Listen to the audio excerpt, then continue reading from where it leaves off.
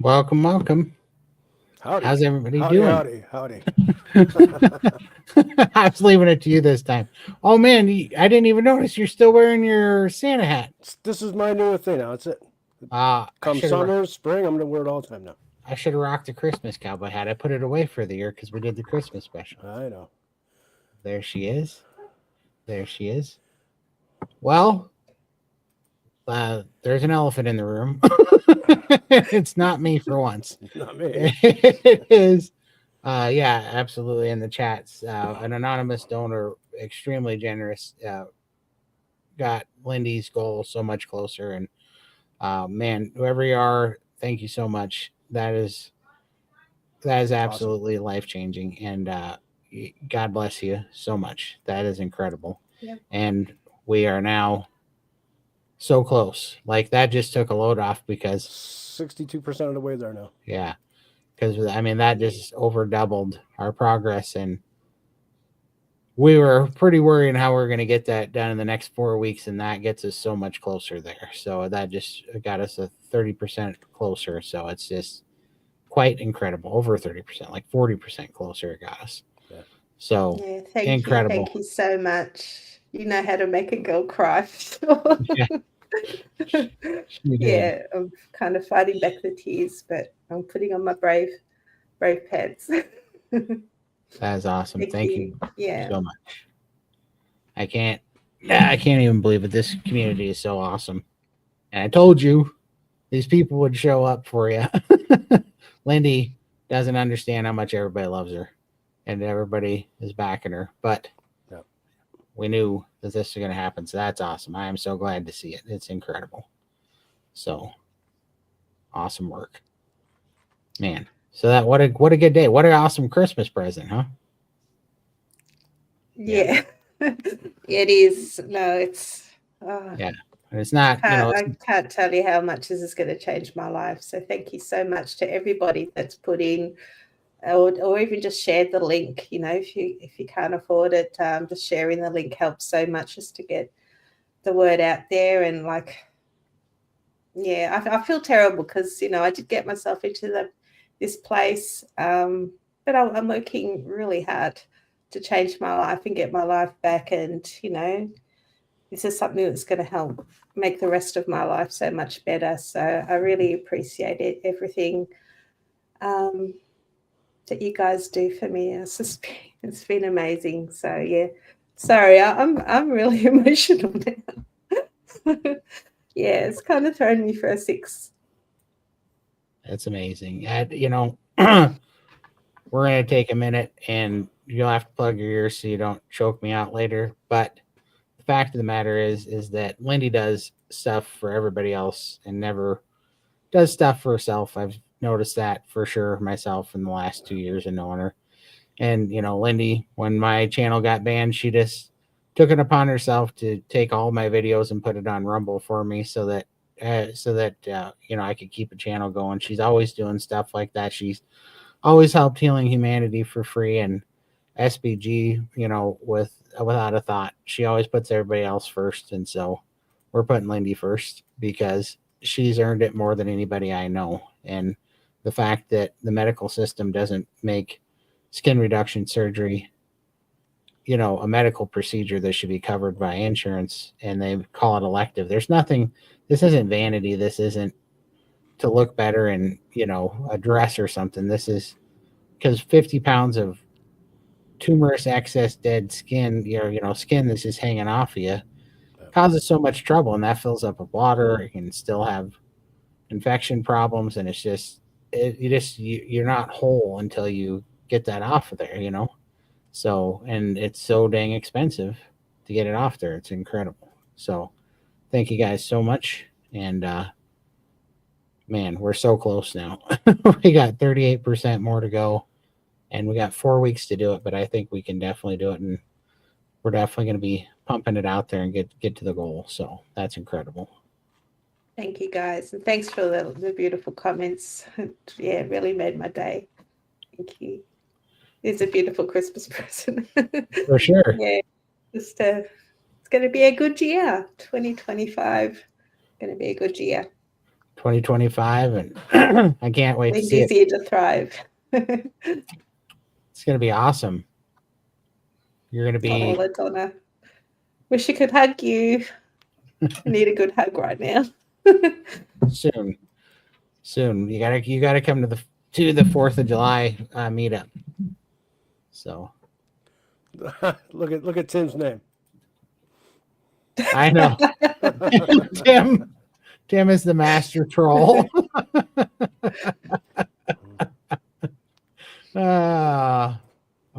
Tim's got a purpose in life right now, and it's to get under my skin. You know how many times your stinking pictures show up in the SBG Chew, Michael? Oh man. Yeah, he likes the Mr. Clean one, so yeah, that came up a few times. Yeah. And then the naughty but nice one. Is it Tim's naughty? Oh, that's good. So what's news other than my news? Let's what have you been up to, Michael? Just another week. You fasting at the moment, or because you said you're going to start soon or over Christmas? I'm gonna probably start tomorrow. You know, with today, I had my last meal this morning, so that's gonna probably be it now. I had a little bit of stew I needed to finish, so I'm gonna probably be fasting now for a while. That's awesome, man. It's gonna be so much fun. Lindy's you're gonna have your surgery in February, and then I'm hoping that by December I got to get this last 70-80 pounds off, and then I think by December 2025 I can get my surgery done, at least the first one, and then I'm hoping by 2026 you guys are going to be seeing Michael get out of his house there, going for a joyride with me. Yeah, take you in come. Not if you're driving. I'm driving. I'm driving. It won't be a joyride. It'll be more like a fear ride. What? Think about how much weight you'll lose out of pure terror. No, I'm definitely coming to Chicago and picking your butt up, and we're going to the next. You're going to be with us at the 26th annual Hack Your Health convention. Yeah.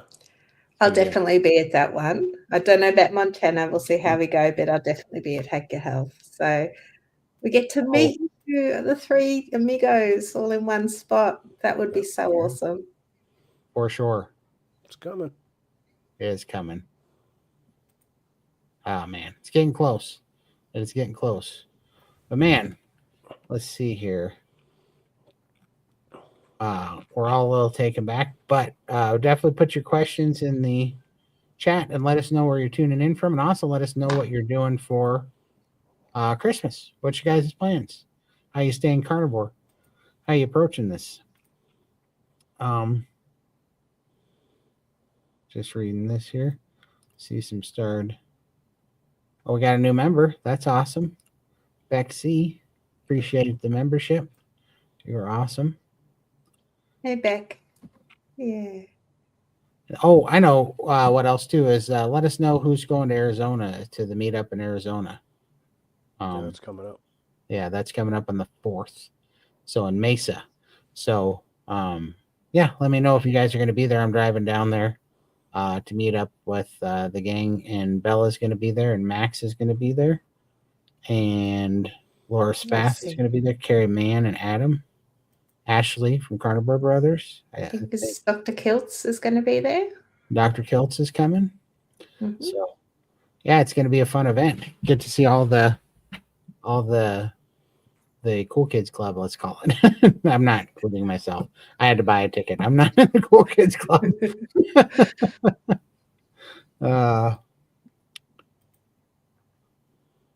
Tuning in from Mexico. Wish I could do Arizona. Man, that'd be fun. Love to meet you. This is going to be exciting. There's a lot of people coming from SBG this time, and from YouTube that we're going to get to meet on there. Yep, LaDonna, she's thinking about coming. I think she's going to make. Oh, wow. Nice. That's awesome. Let's see. Let's check this one out. Cooking for 12, 9 pounds of ham plus all the fixins, 5 pounds of ham just for me. That's awesome, man. No, when you said 12 pounds or 9 pounds of ham, I was thinking, well, what's everybody else gonna eat? That's what I say when I put on a 22-pound prime rib and I put it in the smoker. Everybody's like, "Oh, you're cooking us dinner?" Like, that's my dinner. I don't know what you guys are eating. Oh, well, I'm completely disorganized at the moment, and I rang the butcher during the chew to get them to put aside my prime rib roast, and they said, "Oh, we're not taking orders at the moment. You have to actually physically come in and order whatever's left over." And I'm like, "Well, have you got any left? We can't tell you that until you come in." So obviously, I'm here now. So my husband's going to drop in, and I've given him a list of things to buy, and I'm just hoping I don't get a message to say they're all out. Otherwise, I'll be bummed because I was looking forward to that for Christmas. For sure. So yeah, watch his space. Yeah, I might have to pick your brain for some other types of meat we can smoke. Learn something new. Picanha is wonderful. I wish I knew. I'm gonna have to research what you call all the different cuts Yeah. in Australia, because I keep thinking of, like flat iron steaks are actually pretty good. Even chuck roasts aren't bad, briskets, but I don't know what you guys call it all down there because it's all a Yeah, little it's all different. different. Yeah, we do have brisket, but I did try that once and it didn't. And that sounds like a lot of work because you have to cover it and take it out. And I think he did Yeah. explain that process to me. I just want something I can put in there, forget about, and take it out when it hits the temperature. So if it's not easy, That's prime rib. yeah. And yeah, that was beautiful when we had it last time. So fingers crossed they've still got it in there. Yeah. And then I got some chicken chaslicks for my daughter because she doesn't like beef. So I got her some honey soy crap that she's going to eat. So That's awesome. Yeah. I'm making pork, turkey, and ham. The pork and ham were so disappointing in the shops. I really had to hunt to find fatty ones. Pork is lean this year in Australia. Yeah, they cut the fat off everything here. It's a real pain. For sure. Mm.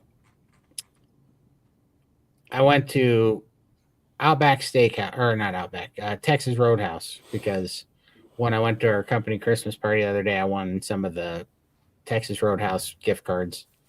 And so I went there, and the whole thing was funny, but I ordered the bone-in ribeye, and I ordered the prime rib, the 16-ounce prime rib, and nothing else. I told them I don't want anything else. And then they brought those Texas Roadhouse rolls with the honey butter and the cinnamon honey butter stuff, and but I didn't touch them, of course. But I asked them, I said, "Do you cook these in seed oil?" And they said, "No." I said, "What do you cook them in?" And they said, "Butter." Yeah, right there. That's awesome. And they said, "Butter." And I said, "Okay." And then I ate that, and it gave me a massive headache. And what they meant when they said butter was margarine. Oh, yeah. So they cooked my dang steak in margarine. And tell me how pathetic. That's the big Texas Roadhouse, and those are supposed to be the big. Do you see how pathetic those are compared to the steaks that we make? Yeah, exactly. Yeah, I was not impressed. Well, after eating the meat in Texas that Ashley made, that looks miserable. Like I definitely want to go to your house or Ashley's to get a proper steak. Yeah. For sure. It's just... Yeah, here. I'll pop this one up.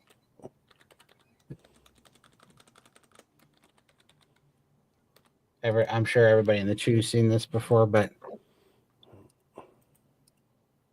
share screen. That one. Oh, yeah, those are the steaks that we cut out of those rib roasts here, and how thick those are. Those put the Texas Roadhouse to shame by far. That's a proper ribeye. But look at all that fat. There's so much fat on that. And we can't get that here in Australia. They chop it all off because it's heart healthy. Yeah.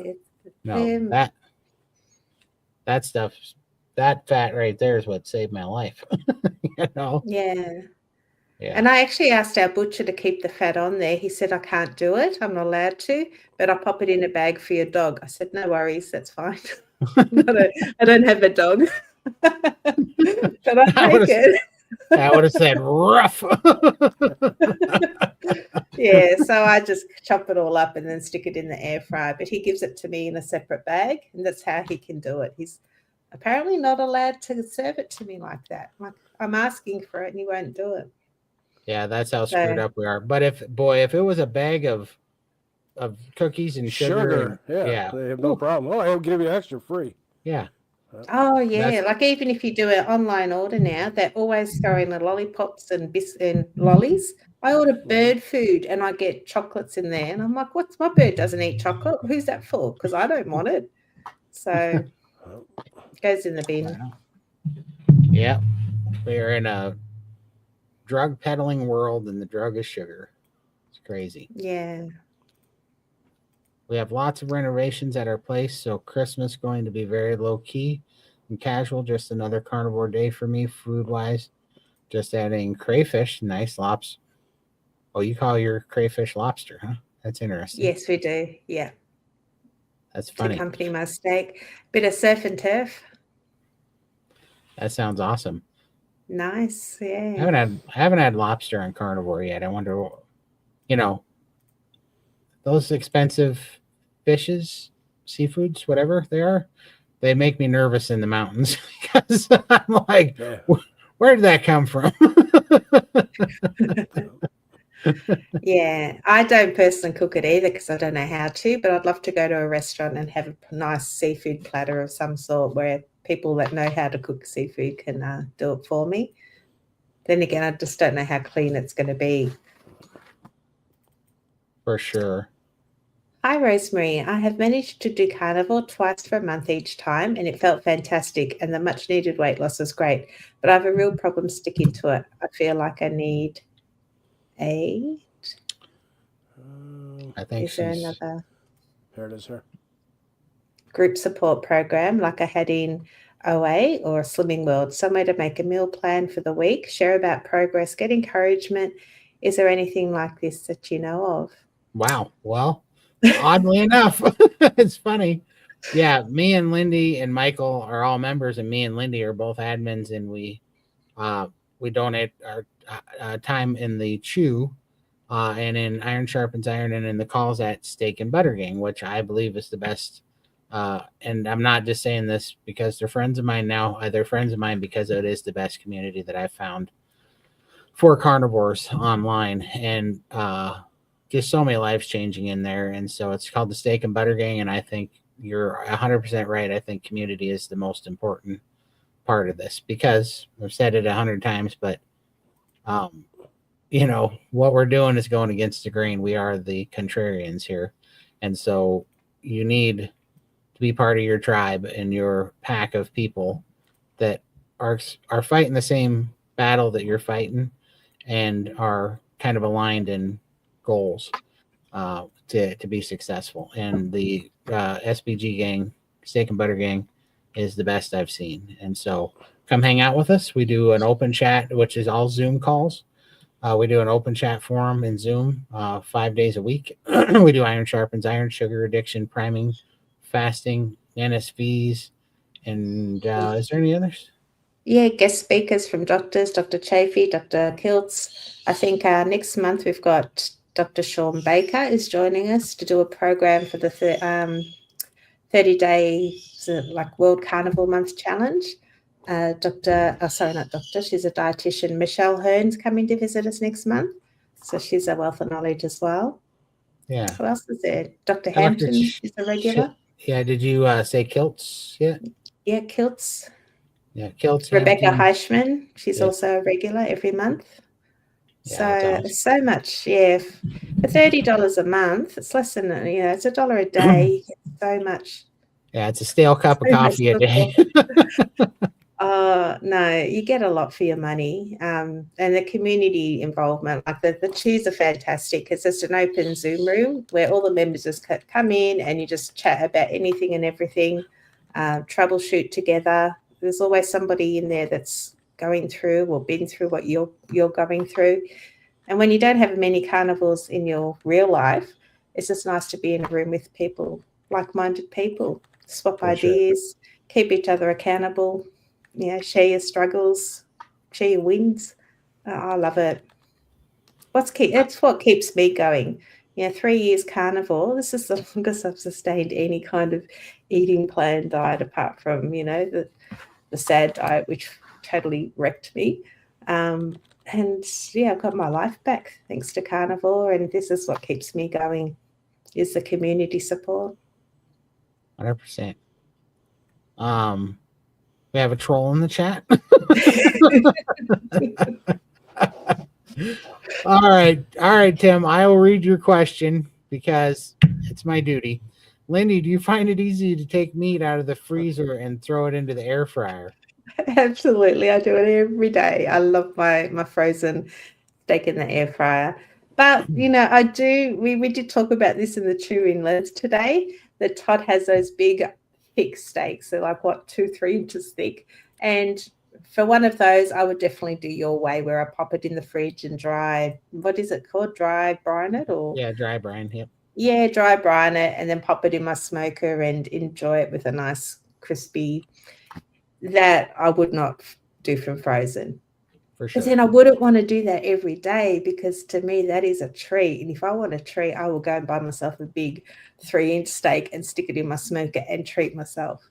Yeah. Rather than a chocolate bar or something. So, yep, every day a simple, thin Aussie steak. That's fine for me throughout the day. Thanks, Tim. That's awful kind of you. Awful kind of you, Tim. Such a troublemaker, isn't he? He is. Quite the I love picanha, low and slow, but recently I've been doing chuck roast in the Instant Pot, and it falls apart and is so juicy. Absolutely. There's so many fun things you can do. Picanha is one of my favorites. Smoked picanha is my absolute favorite. I love getting those, and they're so affordable. They're only like $8 a pound at Costco right now, and they're so affordable. And they come in 2 packs, about 7 pounds a piece, like 3.5 pounders. And I've been putting those on the smoker, and they are delicious. Man, those are good. And I'm not even kidding. I like those as much as I like ribeyes, and I like ribeyes about as much as I like my own mother. So that's saying a lot. So a picanha in Australia is a rump cap, apparently. Yep, and in the United States, so picanha is picanha in Brazil, and in the United States, it's a sirloin cap roast, and then I guess in Australia, it's a rump cap. Yeah, so I've had the rump steaks before. Rump, okay, we have the same thing. We have sirloin steaks. Sirloin steaks suck. Yeah. Picanha, though, is a different, I don't know why, but apparently it's a different cut or something. But picanha has a nice big fat cap on it.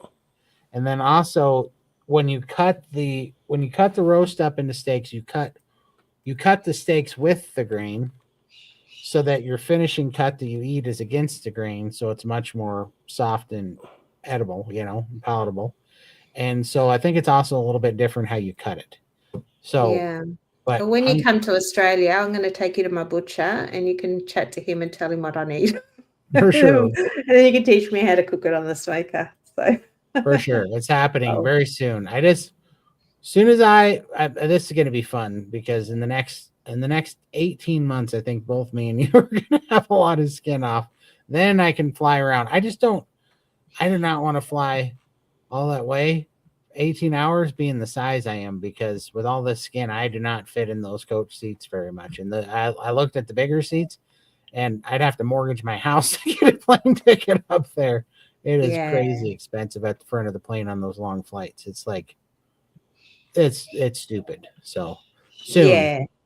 Well, I fit in the seat, but it would have been a lot more comfortable without all the skin, for sure, especially when you've got your belly sitting on your legs and your feet go to sleep all the time. So you're constantly having to wriggle, and then I'm bumping Ella. So, yeah, it is uncomfortable.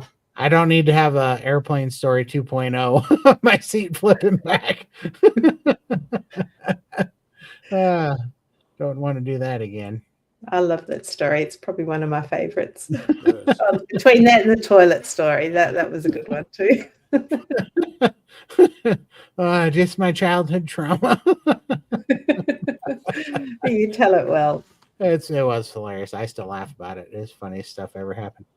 I had Texas Roadhouse in Arizona, and I was definitely not impressed. Correct, garbaggio, not chill, and also fact that it gave me a headache. I knew something right away. Something, I thought that I covered it because it said it was just butter. I never thought to ask if that butter was margarine or not. And so, yeah, I don't know. I don't know why they're intent on poisoning us, but they got to figure out how to poison us at least a little bit. It's crazy. Mm. Yeah, what garbage steak. Ugh. I only went there because I should have gave the gift card away to somebody. I guess I'm at Weight Watchers or Slimming World, but for carnivore. I'm going to tell you right now that doesn't exist because we're not going to treat you like a number because you are an N equals 1 human being. We will give you guidelines to follow that help you find your baseline, but there's not going to be a point system and all this stuff because the fact of the matter is all that stuff is going to confuse you from listening to your body and actually healing. What we're going to help you with is practices and measures and things on how to heal, how to get a good appetite, how to get over carbon sugar addiction, how to prepare for it, what it feels like, and what you should be kind of keeping an eye out for. And then we're going to give you accountability because you can come hang out with us and talk to us, and we can help talk you through the problems and encourage each other. That's what we do. Yeah, so Steak and Butter Gang is all about the community and support. That's where I find the most benefit from. I know there will be a special just for next month with World Carnivore Month.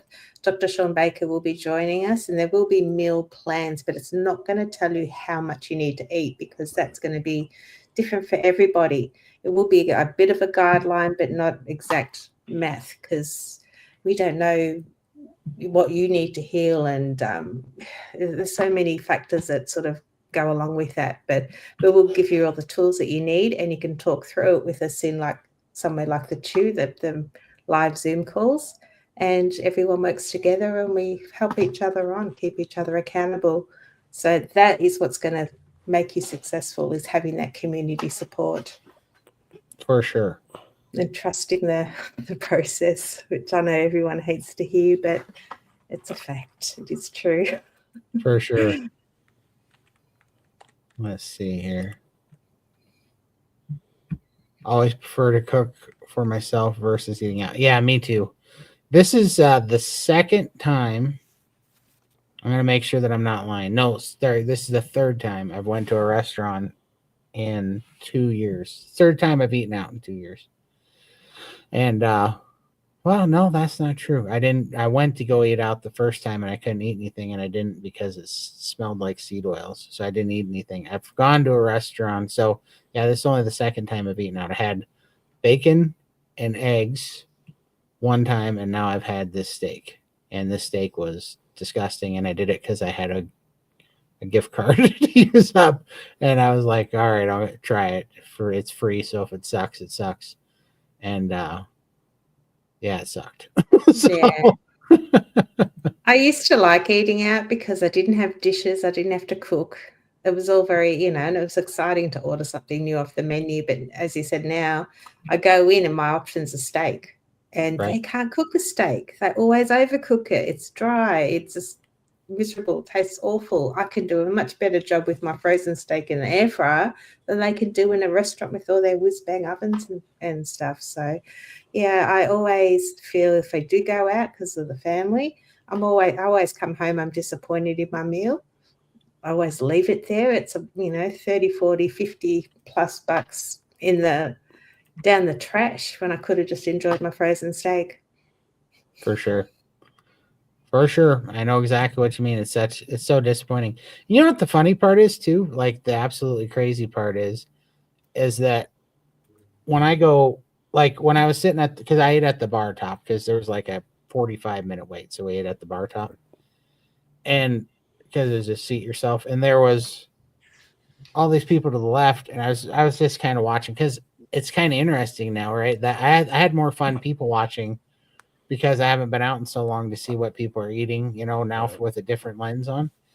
And so there's a gal and two gentlemen to my left, and they're eating, and they were having, those fishbowl margaritas, those big giant margaritas that are full of sugar, right? They're full of blue stuff and sweet stuff and yeah, all sorts of nonsense and whatever alcohol's in there. And they're eating that, and then they had a plate of nachos and buffalo wings that they're all snacking on. And then their meal came out, and they had salads, and they had French fries, and they had some kind of piece of meat or whatever, and some kind of vegetable, and they ate that. And then they had dessert, and they had some giant fudgy looking cake thing with a bunch of stuff, and they had all the free rolls with the cinnamon sugar or whatever honey cinnamon butter stuff on it. And those are as much margarine, and they were eating those things like they're going out of style, which, to each their own. I mean, I did all that stuff, but I'm just saying that's for reference. And then what I ordered those two steaks you saw there, the prime rib and the ribeye. I ordered those, which was 32 ounces of steak, and that's first of all, those steaks did not weigh 32 ounces. I think they were 32 ounces pre-cooked, but cooked weight, yeah, I don't think they were probably 28, 26 or less ounces. They weren't very much. And so I ordered those and I ate them. And then the bartender goes, she's a very nice girl, and she wasn't giving me a hard time, but she goes, "Man, that's impressive. I can't believe you ate all that." And I'm thinking, this skinny gal to my left just drank like 32 ounces of margarita, and I had one club soda too, is what I was drinking. And the skinny gal to my left just had a 30-ounce margarita. She had nachos and chicken wings. She had a full salad, a vegetable on her plate, a piece of meat that looked like it was 12 ounces or so, and a ginormous piece of chocolate cake. You can't believe that the 390-pound dude ate about 26 ounces of meat without eating anything else. I was just thinking, that's so funny that we are all so, I don't know, so hypnotized to that stuff that they don't see. She didn't see how much everybody else was eating because it came in these little courses. But because I skipped all those courses, she didn't see that. But I had 2 plates with meat on it. Right. And so that set something off that was like off the rails. And I was like, if you add up the protein and the calories and the fat that I just ate, like I just ate way less than she just ate by a long shot. And I think my left leg from like the hip down weighs what that gal weighs. You know what I mean? It's crazy. Yeah.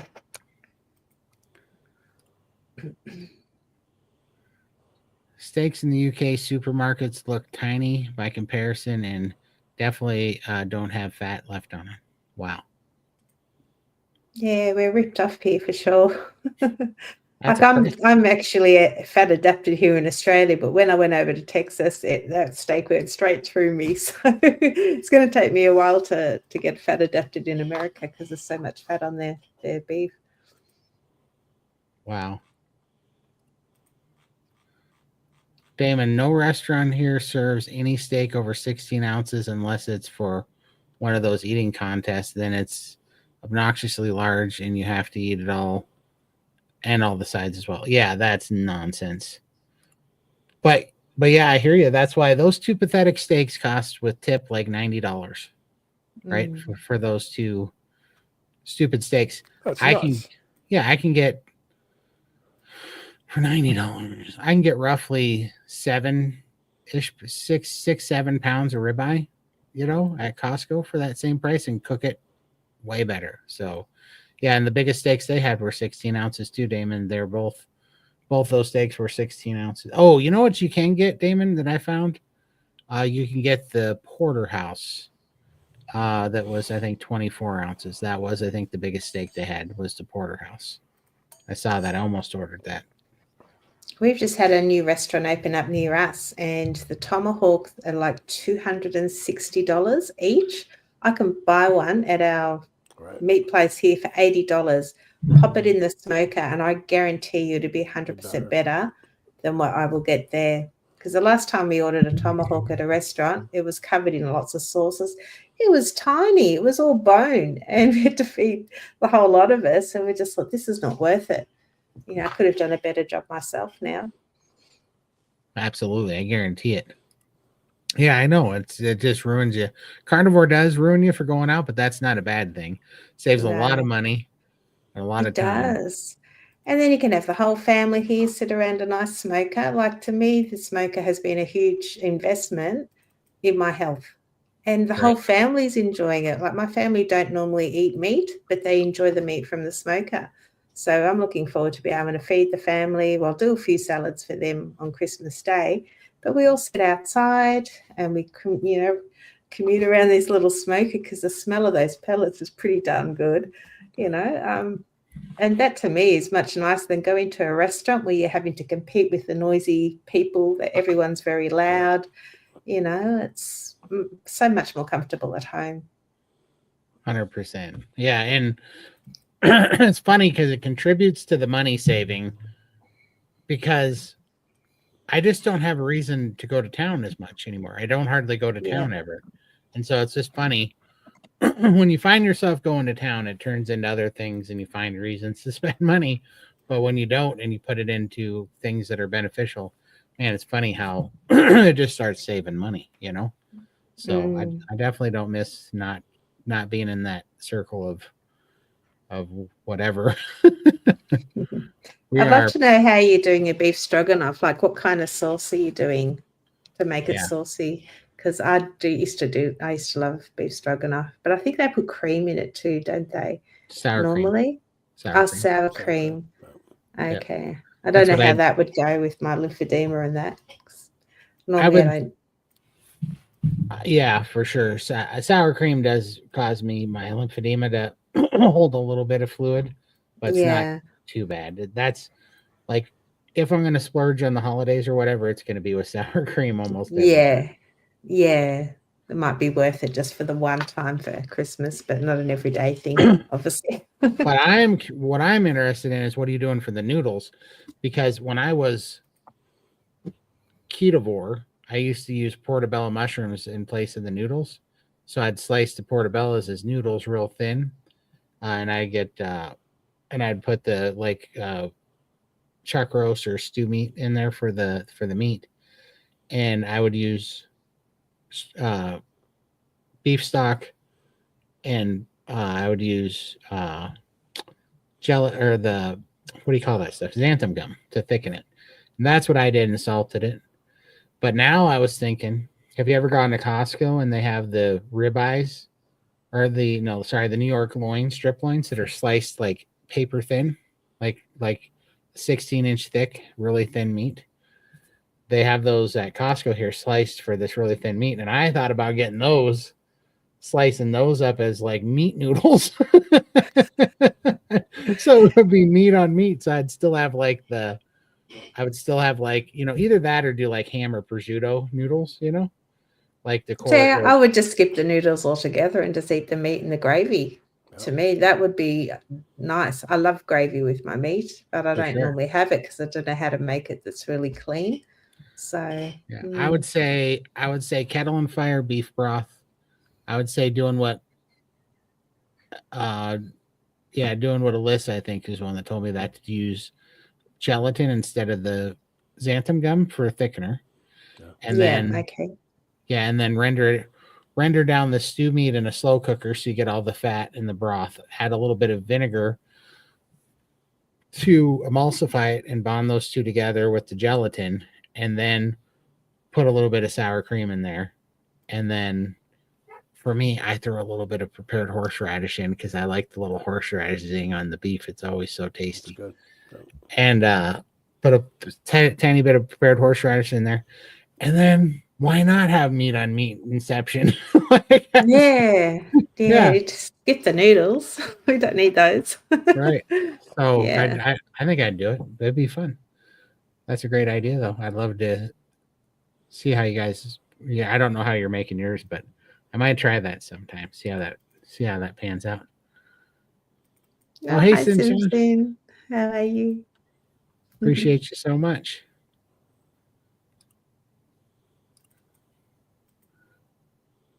That's awesome. Yeah.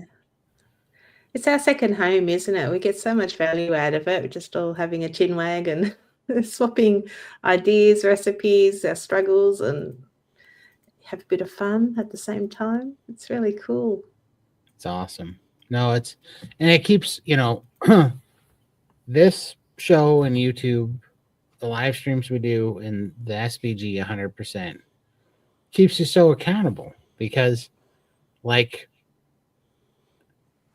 every time that anything, like when I'm sitting here going, all right, what am I going to do? Where am I going to go? Or even the thought of running out of food and putting me in a danger spot, that always comes back to this. I'm like, no, it's like we're on a team and we're only as strong as our weakest link, and you don't want to weaken the team. You want to be accountable for the team, because I don't want to be having people follow me and screw it all up. Right? Yeah. Because then it's going to hurt other people behind me. And to me, I love that. And I think it's because it's what we're built for. I think we're supposed to be in service to other people because it gives us more meaning, And so Yeah. I love the community to be accountable to, because it gives you meaning, because I'm not just doing this for myself. I'm doing it for everybody, because I want to see everybody get healthy. And so I think when everybody has that, because let's face it, we all get in a bad spot because we are terrible at treating ourselves good, but we're way better at treating other people good, And so, Yeah. yeah.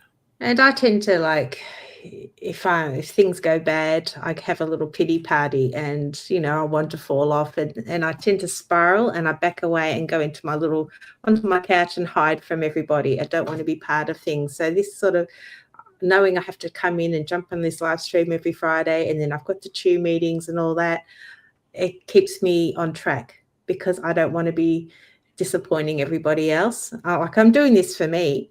It all helps me out, but also I'm doing it for the community as well. Like, we all have to help and support each other. So if I'm feeling a bit down, just listening to everybody's NSVs and on-scale victories and hearing that other people are struggling, it makes me feel like, okay, I'm not the only one that's struggling here, and together we can get past it, because it's just a hurdle that we need to jump over.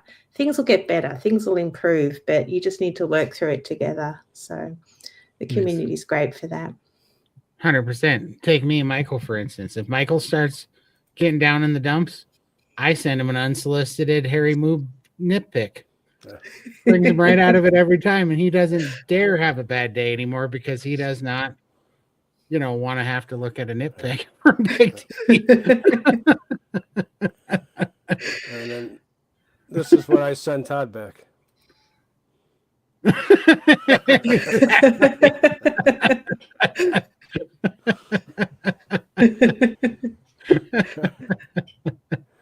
100%. I love that adventure so much. Such a great value for the money being part of SPG. Yeah, I really think so. And everybody thinks that we like sell it or whatever. Lindy gets some time for doing the admin work over there, but all the time that we do, like, I don't get anything, and they've offered, but I love it so much. It's just our community. Like, we just want to pitch in. We don't get referrals or anything. We're not selling it. It's just, it's not free, because all the stuff costs money, and all the giveaways and the program and the platform and the Zoom stuff. But it's, we say it because it's really, I mean, once you're over there, you'll see how much time we all spend in there, because it is our after work life hangout where we spend our time, because it keeps us carnivore. And I'm on the other side of the world, but to me, these guys are all family. I just feel so close with all of you. With Bella or Max and Raymond, the whole team. You guys are my family now. So it's a great feeling having a family on there. Unfortunately, you are on the other side of the world. I can't see you often, but we connect. Well, most of us are over here. It's you that's over there. Yeah. I got to tell you, we're not on the other side of the world. You are on the other side of the world. You got to fix that. Yeah, it's a long way, isn't it? But for sure. We'll get there. Now, Michael, you got a crap-eating grin on your face. What is happening right now? Okay. Yeah, I don't believe you one bit. I don't know what's coming, but you've got a facetiousness. Yeah, keep it up. Question, Michael. How's the edema going? Doing better? I hope. No, still dealing with it. Yeah, I have my good days and my bad days. But it's okay because he's staying carnivore, and time is ticking, and his body's healing, and sooner or later, this pendulum is going to swing back the other way. It will. And then I'm coming down. I'm picking him up, like it or not, and we are going to go do that line dancing thing. Lindy was talking about. I don't know about that. Oh, we're definitely not doing that. But we're going to go to one of the meetups for sure. So who's Thelma and who's Louise? That's what I want to know. Which one was driving in that movie and took it off a cliff? Because that's definitely me. Thelma. That makes me Thelma. You look like a Louise, Michael.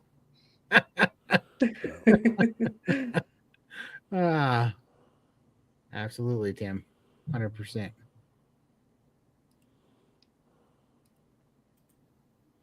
I found the picanha too lean. Nothing has beaten the ribeye for me yet.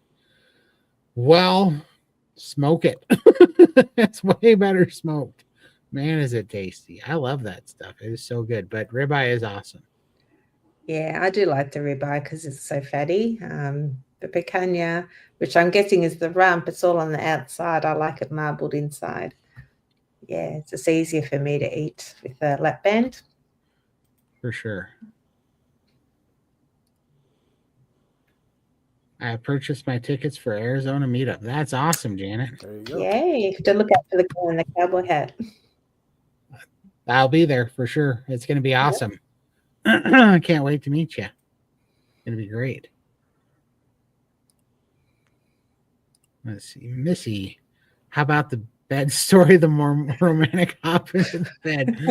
That was a classic, and it's only so hilarious because it's true. It still makes me laugh to think about it. And I nailed the pose. I mean, I nailed the pose for certain.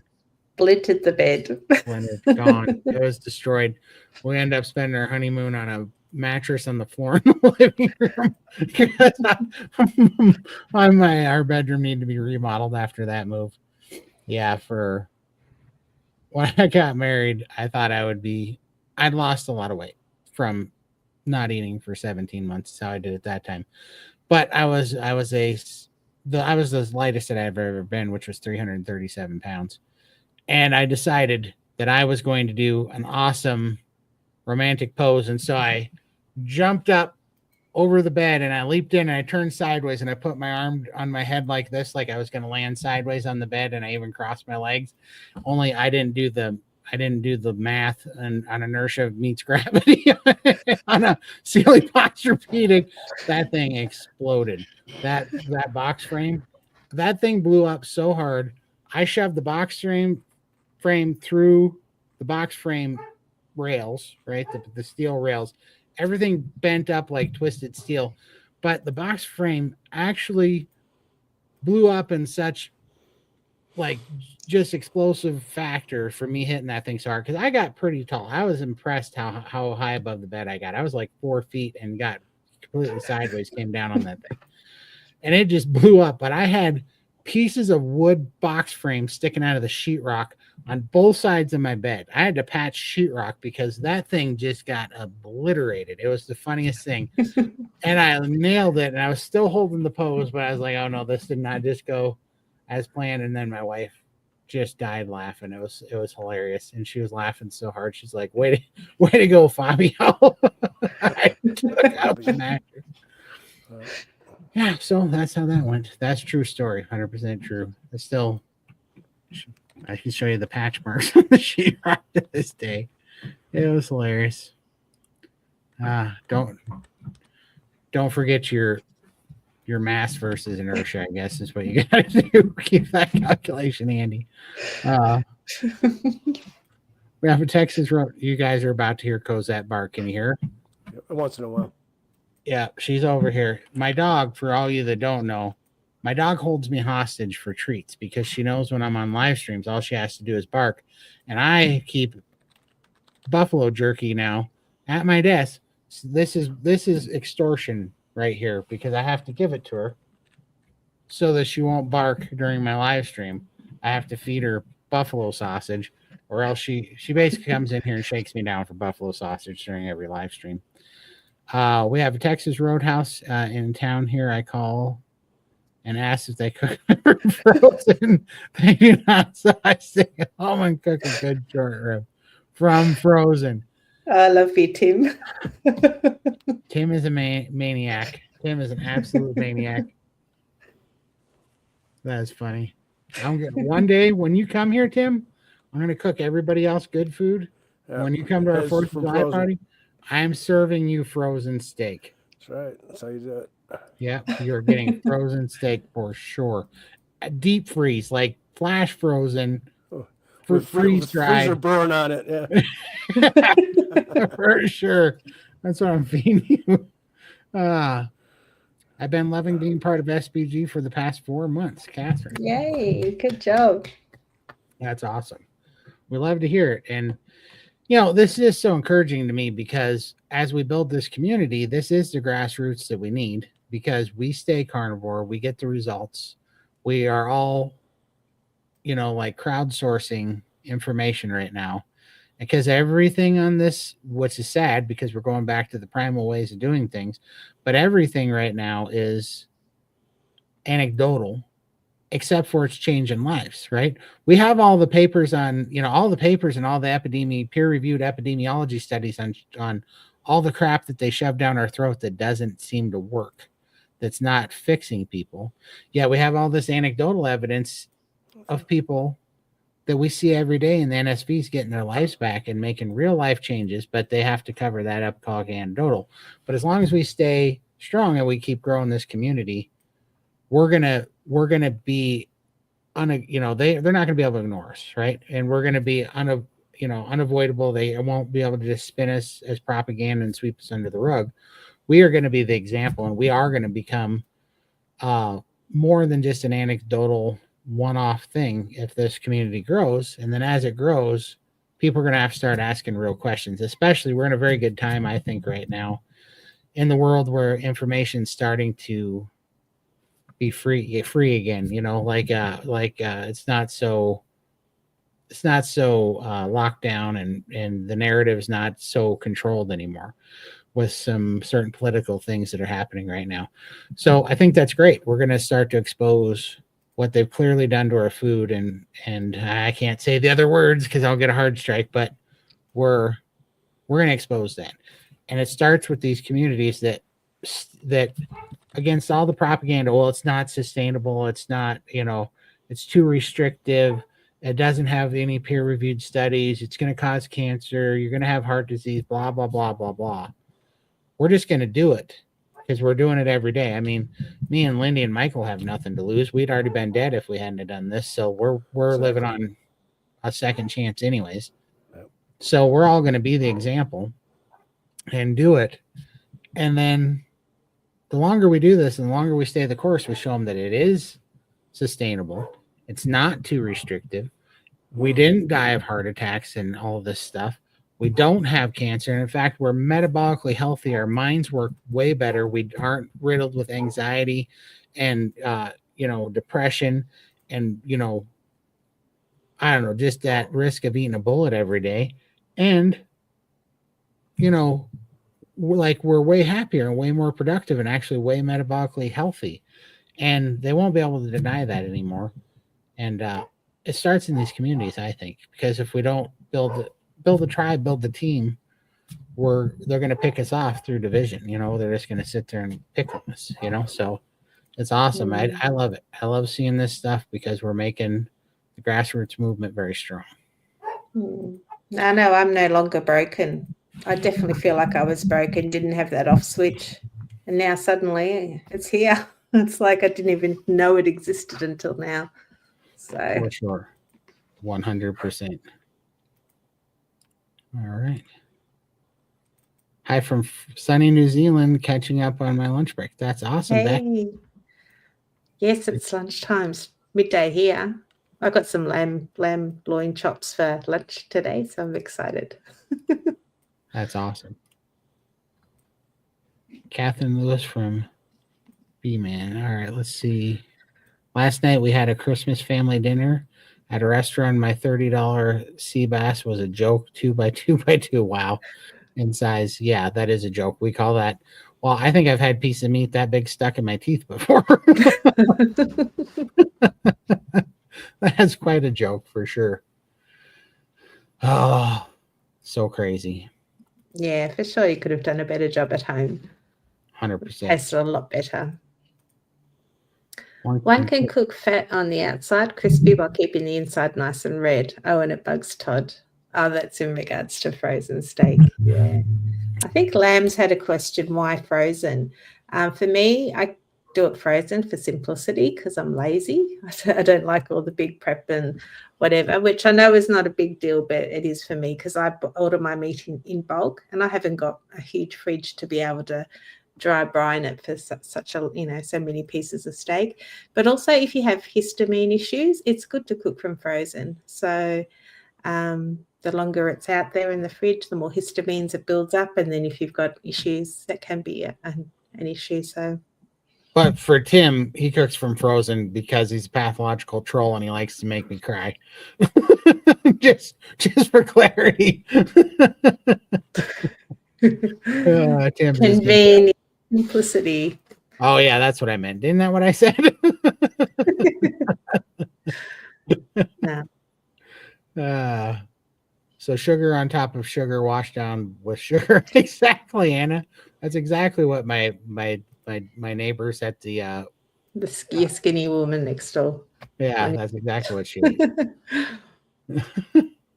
But I was impressive that I got a whole probably 26 to 28 ounces of cooked meat down. And it's like, I guarantee you, if you weighed what she just ate and drank versus what I just ate and drank, she put down a lot more for sure.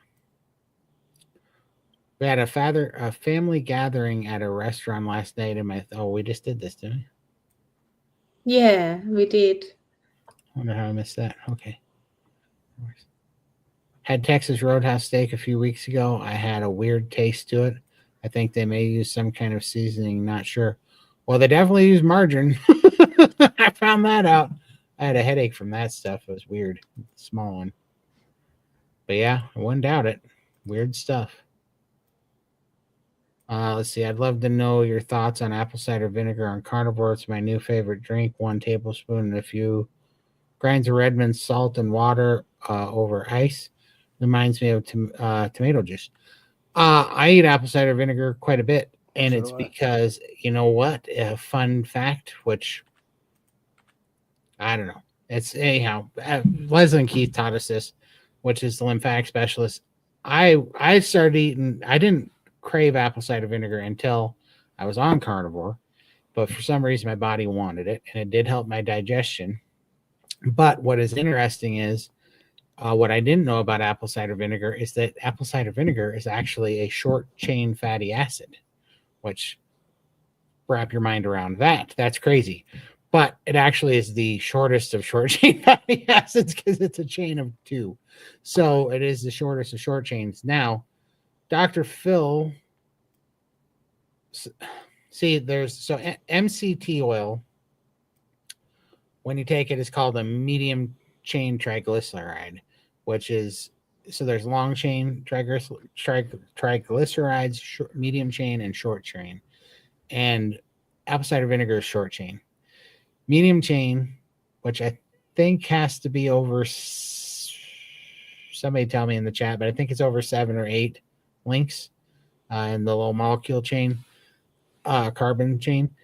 Those penetrate the blood-brain barrier and they go into the blood and go to your liver and they become ketones.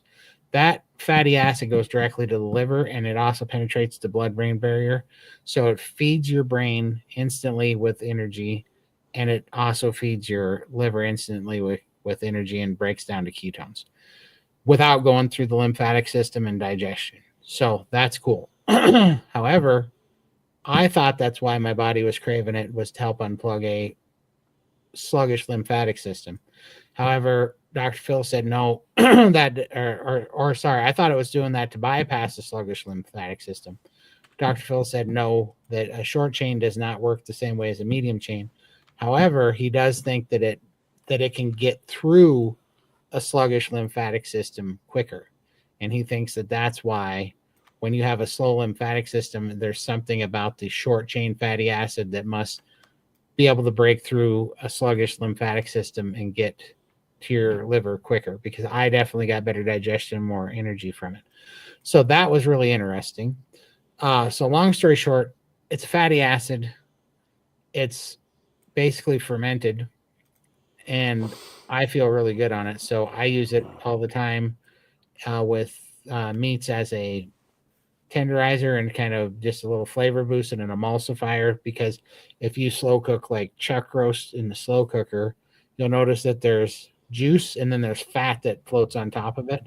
And that rendered fat, if you eat that, it's one, it's not really pleasant, and two, it'll send you to the pot and give you disaster pants, like you'll have some problems.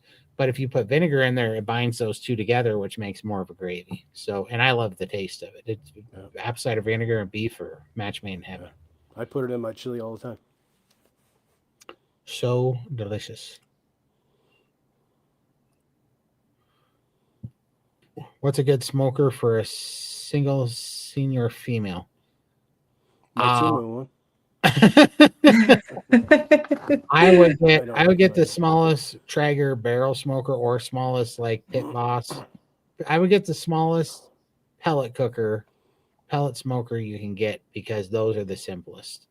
And you don't have to do Traeger. I like Traeger. I think they are expensive, but they're a good brand. They work well, and then they're really easy. You just add some smoker pellets into them, and then you basically set it and forget it, and you can walk away. The more you spend, the better that they work, and the more accessories they have, but all of them work very well. And for a single person, I would just get the smallest pellet smoker you can get. I think it'll be just fine for you on a small scale. And for someone that doesn't like to cook like me, I just do a big roast on the weekend, and then that's meat for the whole week. So I cook once, and I love it. Just shave it up, then just warm it up in the air fryer, or I can dehydrate it in my dehydrator like jerky, make a bunch of jerky, and then it is very versatile. Just having that smoked meat just gives it a different flavor. It's beautiful. For sure.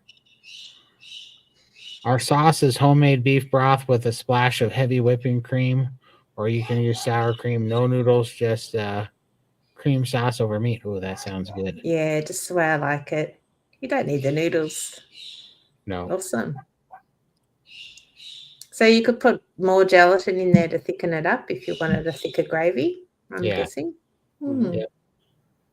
I haven't tried the gelatin part, but that's what Alyssa says, and it makes good sense. I believe that would work. Yeah. Yeah, I bought the beef gelatin, and that's what I use now. Does it work pretty good? Yeah. I've got some, but I haven't really used it much. That's what I used when I made my my gravy for my scrambled eggs. I made, like, you know how you make when you biscuits and gravy, but no biscuits. Yeah. I just made the gravy, and I used that with a little bit of cream.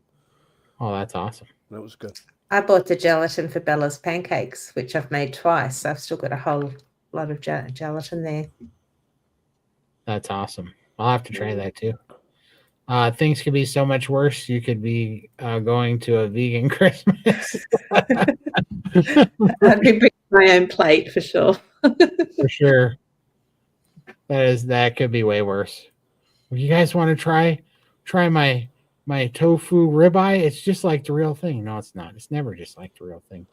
Also, if we're all supposed to eat carrots, why do they keep making their tofu taste like ribeye and bacon? Yeah.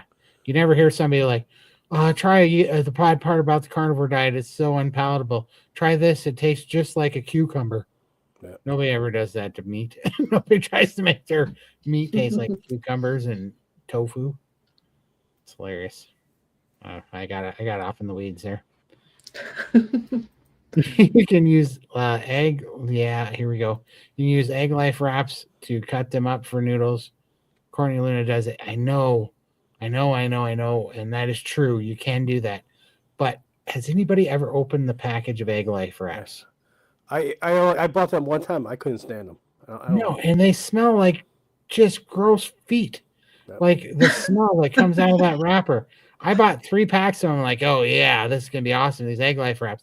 I opened up one bag of them, and it smelled like decaying toe fungus. And I just the smell was so bad. And then I tried one bite of it. I was like, "Phew!" And I threw them all away. They were disgusting. No, we Maybe don't get them here, so I'm lucky. not missing anything. Like, if Yeah. you want to know what they're like, go find a homeless person that's been on the sidewalk for like 7 months and unbathed and lick his toes. And that's probably what it's going to taste like, I'd have to guess. That's what it smells like, anyways. It is gross. Pork rinds often in broth is nice instead of noodles. Huh. Pork rinds often in broth. Soften in broth. Softened in broth. My eyes are not working. Huh. I'm trying to think what that would taste like.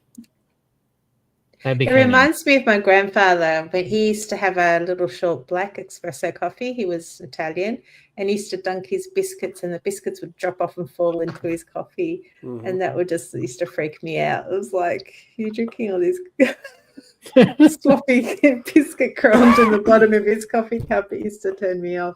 That's what that reminds me of. I don't know. That's awesome. I think I like the crunch of pork rinds. I don't eat them often because they're really expensive to get clean ones here, but might be nice. Yeah, for sure. Can I don't try know. it out. I'll have to try it. It seems weird. It's because it would. I don't know. It feels like it would go back to being kind of cartilagey, kind of like Because that's I don't know. I'm gonna have to try that out. That's interesting. I noticed that I'm not satisfied with seafood. It's too lean. For sure. What I did was I poached all the shrimp and the scallops in 8 ounces of butter.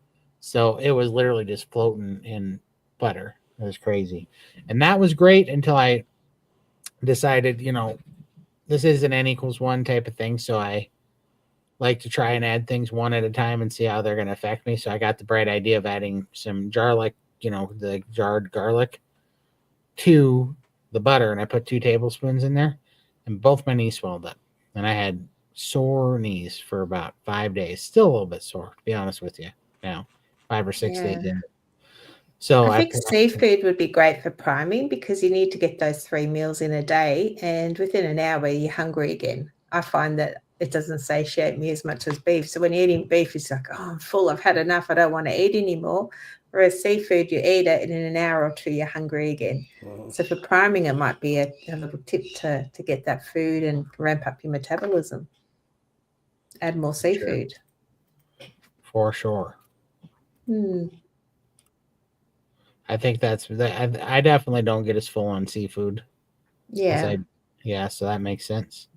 I do. What's interesting too is so meat by how it makes me feel, like the best meat. Beef is at beef, yeah, right. Yeah, beef is at the top. But the second meat, even over lamb for some reason for me, it would go so for how I feel, like energy, strength, brain energy wise, beef is at the top, and then it's salmon, raw salmon specifically, gives me the second best energy, and then it's lamb after that. So it's kind of crazy, but so yeah, I could see doing a bunch of salmon, especially raw salmon. If you could do a bunch of raw salmon, man, I think that would be really good for you. I love salmon. Yeah. All right. That dog, she wants another. She's trying to extort me. I get all the buffalo sticks today. The carnivore woman has a wonderful recipe for carnivore noodles. I have made them, and they are delicious. Very easy to prepare. Eggs, small amount of cream cheese, pork rinds, and grated cheese. Wow, that sounds delicious, for sure. That'd be awesome. Yeah. Again, I don't know if I made them. That'd be hard for me to moderate. So it kind of scares me when I look at these carnivore recipes. That's why I like to keep it simple.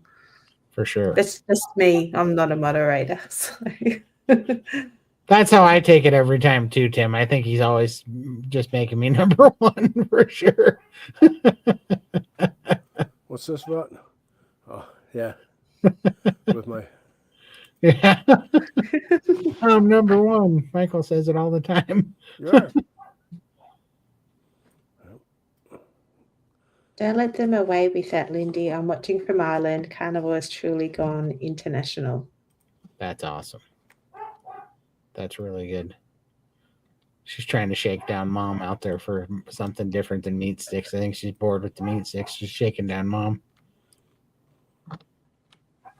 Eating out is always a gamble. You never really sure how they prepare stuff. It can be a real problem for more sensitive carnivores. Yeah, for sure. And it's just not worth it because you pay so much. You don't really know what they're doing to your food. You don't really know where the food comes from. And then you walk away. I felt hungover today. I did. I felt like I hadn't felt like that in a long time. I've had a headache, just felt crappy, didn't sleep well, all from whatever, and I think it's just a margarine, but it could have been multiple things. Who knows? It could have been, there could have been lab grown something in that dang meat for all I know.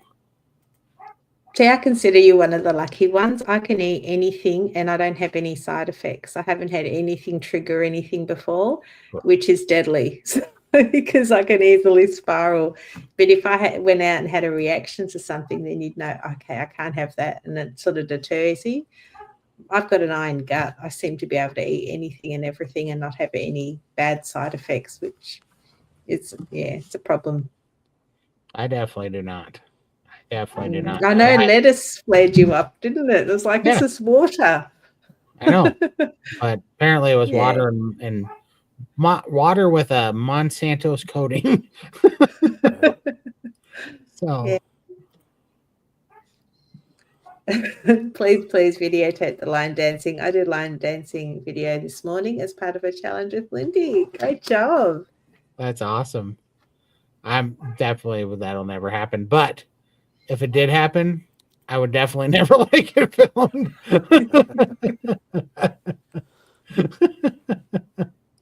Oh, that's funny. I joined SBG about 2 weeks ago. I made it into the chew today, but didn't even know how to raise my hand. Oh, that's you should have commented. I bet it was popping up little messages, but maybe you missed that. But you can just take your microphone off mute and just say hi. We'd love to hear from you. Yeah, and it depends on what kind of device you're on too. But sometimes if you're on a phone or a tablet, you have to swipe left to get to the other options or double tap the screen. But usually it's a swipe left, tap the screen once, and then the toolbar will come up at the bottom, and then it's under reactions. You hit reactions, and then you raise your hand, and that pops you up to the top of the screen. It's much easier on a desktop if you have one, but that's how you do it on the mobile devices, and it is a little bit of a pain in the butt. But we implement that so that we can keep people from talking over each other because it can get, right now it's kind of in a low before the holidays because everybody's kind of busy, but when there gets a bunch of people and they're 40, 50 people, we have to have a kind of decorum so that people don't talk over each other, else it gets really hard to navigate for sure. But if you can click on me, I think you've got the option to private message. So just tell me you're having struggles and I can walk you through it. Wow. Hey, Carrie. Yeah, for sure. Carrie Mann's in the house. Hey, Carrie, thanks so much for stopping in. Carrie says, Merry Christmas. Love you guys. Question, kangaroo for Christmas dinner. What do you think? No. Yeah. We're having the prime rib again and doing it in the smoker. So, feel free to bring the family. We have an open house policy here for Christmas, so anyone's welcome to drop in. That's awesome. Well, next year I'll make it. This year I'm gonna have trouble. Once I get the rest of this weight off, so I can fly coach. I'm there. Barking squirrel. Whoops! Accidentally sent off unfinished message. Texas Roadhouse. If you go their order burgers. The burgers are £half each. You can get an extra patty for $5.99. Oh, that's awesome. That's way awesome. As long as they're not cooked in margarine. Yeah. Tell them don't put the poison on the burger. What did this piece of meat ever do to you to deserve that fate? You ordered more than, oh, okay, that was the, okay, there we go. Okay, somehow that happened. Yeah, and use real butter, no margarine. Substitute broccoli for the French fries, and pick the lettuce. I always order bread rolls because then I can feed the geese around the corner. So yeah, and the family, funny. I pass the veggies over to them. They eat the veggies. That's awesome. I've been on carnivore for almost 4 weeks, so sick to my stomach. I have to force myself to eat. Then I have to lay down to keep it down. I did have stomach problems before I started. Went from bad, I'm guessing, to worse, is what she's going to say. Let's see if there's any more. Let's see. There we go. I do change foods a lot. I even wake up sick sometimes. I get it gets better as the day goes on. Sometimes it doesn't. Wow, I am sorry to hear that, but that is kind of a common problem. One of the reasons that people turn to carnivores because we have the standard American diet really has not helped our gut microbiome, and we really have caused some problems, and especially with other medications that can cause, I don't know. There seems to be an outbreak of that gastroparesis stuff too, and digestive problems and GERD, and a lot of people are having those issues, and those are difficult ones to get over, but they do heal. We see that healing all the time. Raymond had issues with some of that. I know Sherry Pickler in SBG has that real bad, and she's finally healing up really good over it. But I think it takes some time, and it's. I have a few suggestions, but I don't even know just things that help my digestion. But I don't think we're in the same boat. But the amino acid therapy really helped my digestion, and apple cider vinegar actually really helped my digestion. So that's the things that I have. But I know that Raymond in SBG's coach, he has a lot more tips and tricks on how to get over that because he was having digestion issues as well.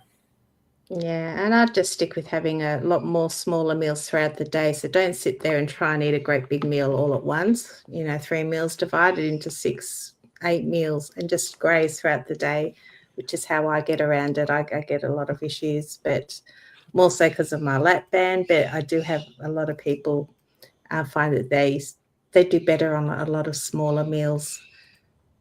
So, For sure. yeah. Even if it's 5 bites an hour, just concentrate on eating those slowly and just getting the nourishment in you, and hopefully it'll help. For sure. Try different foods, ? I had very poor tolerance to all meat and fats at first. Rotation was key for a while. Fats and meats had to change fairly regularly for quite some time.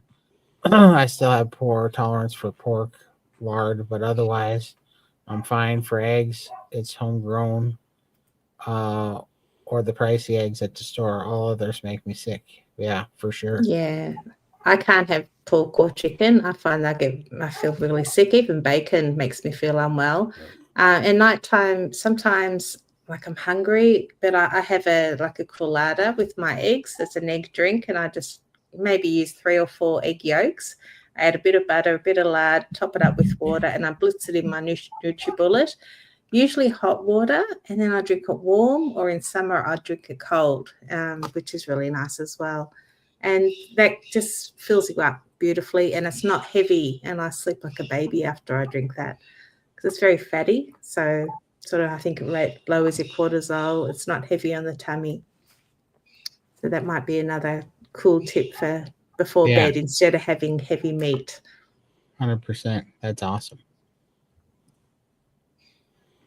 I was stuck in my journey to health when I came to SBG. Priming changed my life from a walker to walking. That's awesome, Tim. Tim's from story good- is incredible. From good to naughty too, I believe. He did. See what happens when he gets so healthy and his brain starts working? He uses it for evil. Tim's awesome. Bexy, with your encouragement, I have joined SBG this month. Where to start? The Start tab, also designed by Dr. Phil. He did a really good job on the Start Here tab, so definitely go there. Well, maybe that's not what I'm saying. Is it just find a Zoom and join with time differences? I'm probably asleep or at work, so hoping there are lots of replays. There are tons of replays. So the open chats aren't replays, but all the calls and all the doctor's calls are replays, which you can go see anytime. Also, in the events page up, if you go under the hamburger or the drop-down menu, it'll tell you all the events, and you can see what time they are because it'll be in your time zone when you're looking at them. So it'll tell you what time it is for you. And then you can see if any of those are scheduled. They're mostly all live Zoom calls, but some of them get recorded for playbacks. And so you can hop in there. There's, Friday, Saturday, Sunday, and Monday and Tuesday.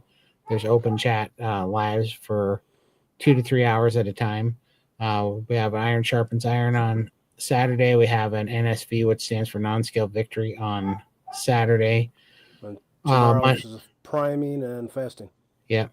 Tomorrow we have the priming and fasting, and then the doctor's calls are just kind of sporadic, usually on a Wednesday or a Thursday, if I'm not mistaken. And we have sugar and carb addiction meetings, which are either, I think next month we've got 3 or 4 of them. And we've got a women's open chat and a men's open chat. So exclusively for women, exclusively for men to talk about personal issues. And they're not recorded. Yeah, they're just Dr. Chafee will be there on Friday. Dr. Chafee on Friday.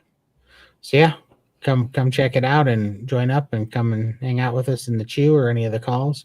So the calls are a little bit different. You have to submit your questions in writing, and then the doctors or the coaches will answer them first. If there's time after that, we'll take raised hands. But the Chew is all raised hands. Everybody just gets to talk amongst each other, and usually me and Lindy and Alyssa are there. Sometimes Phyllis, sometimes Dr. Phil. So you can just come hop in there and chat it up with us. So and Tim's normally there being naughty too. Yeah, Tim's always there. Let's stir up some trouble. Yeah. Perhaps too much fat at the same time. Do you measure out the fat allocation per day? I had to as I was vegan prior. Next to no tolerance for fat. I was pretty sick for a bit. I also ate pickles then too. Nice. Yeah, that can help to, we talk about this all the time because the goal is to not have to measure or count anything, but for a time being to get your baseline, it can help because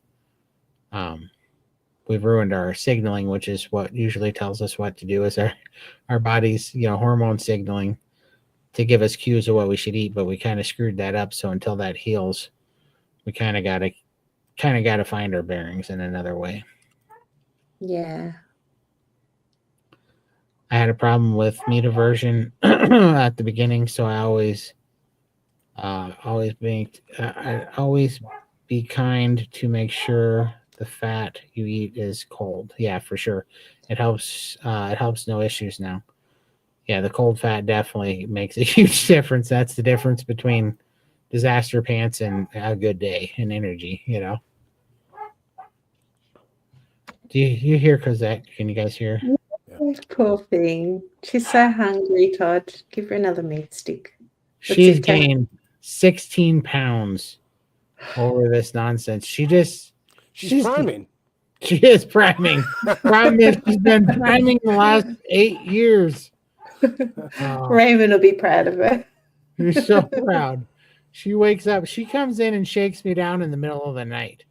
She does. She comes in here at 3 o'clock in the morning, 2 o'clock in the morning, 1 o'clock in the morning, and I feel her scratching my bed, going, "Hey, you got any meat sticks?"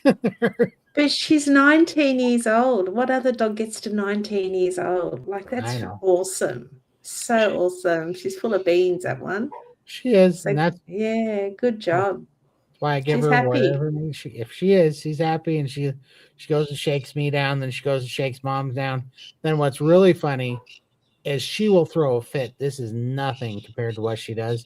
If you hear her throwing a fit at night, guaranteed the cat's in her dog bed, and she's mad.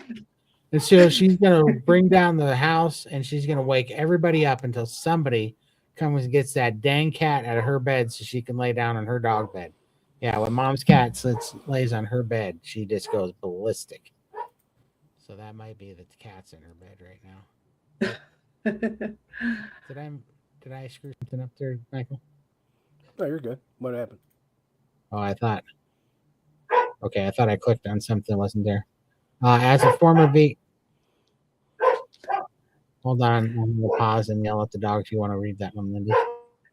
As a former vegan, I constantly recheck my fat tolerance. I'm more interested in lip reading right now. Even at 18 months carnivore, I occasionally find I can have more again. Many of the docs say I should eat way more fat than I do, but He looks like he's having a conversation with her. She's talking no. back.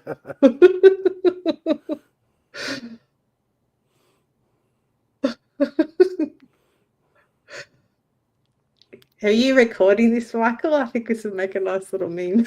Yeah, I'll grab this after. Oh, is that a... Oh, Oh, he got the mid-stick. stick.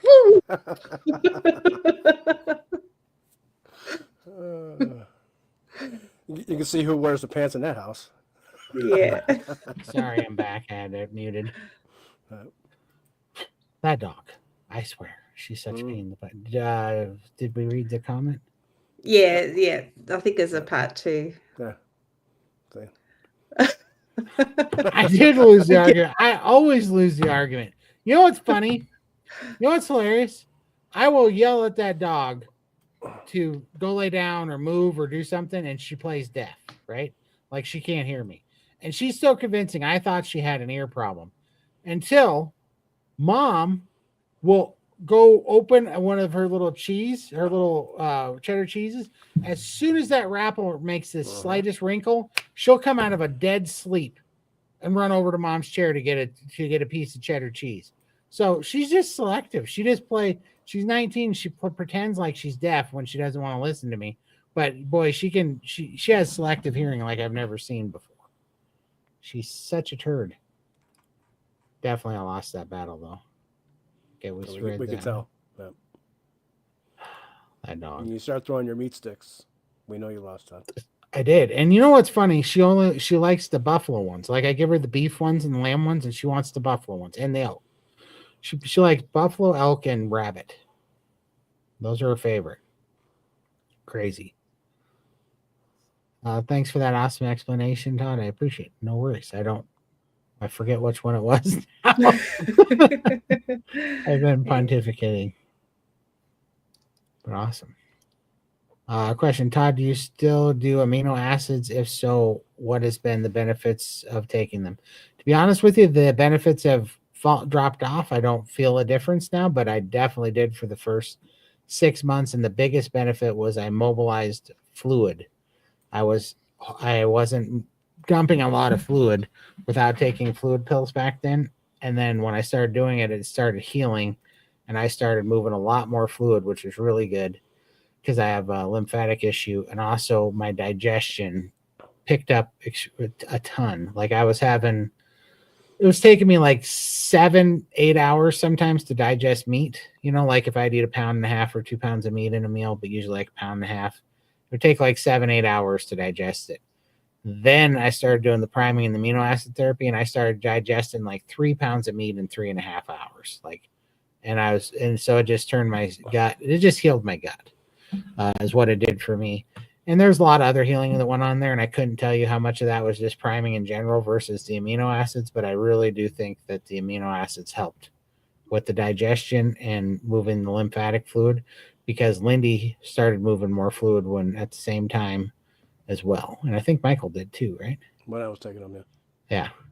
Yeah, I didn't realize until I mentioned it to you and Raymond, and you're like, "Oh yeah, we did too." And then it was like, "Okay, well, obviously this is a thing."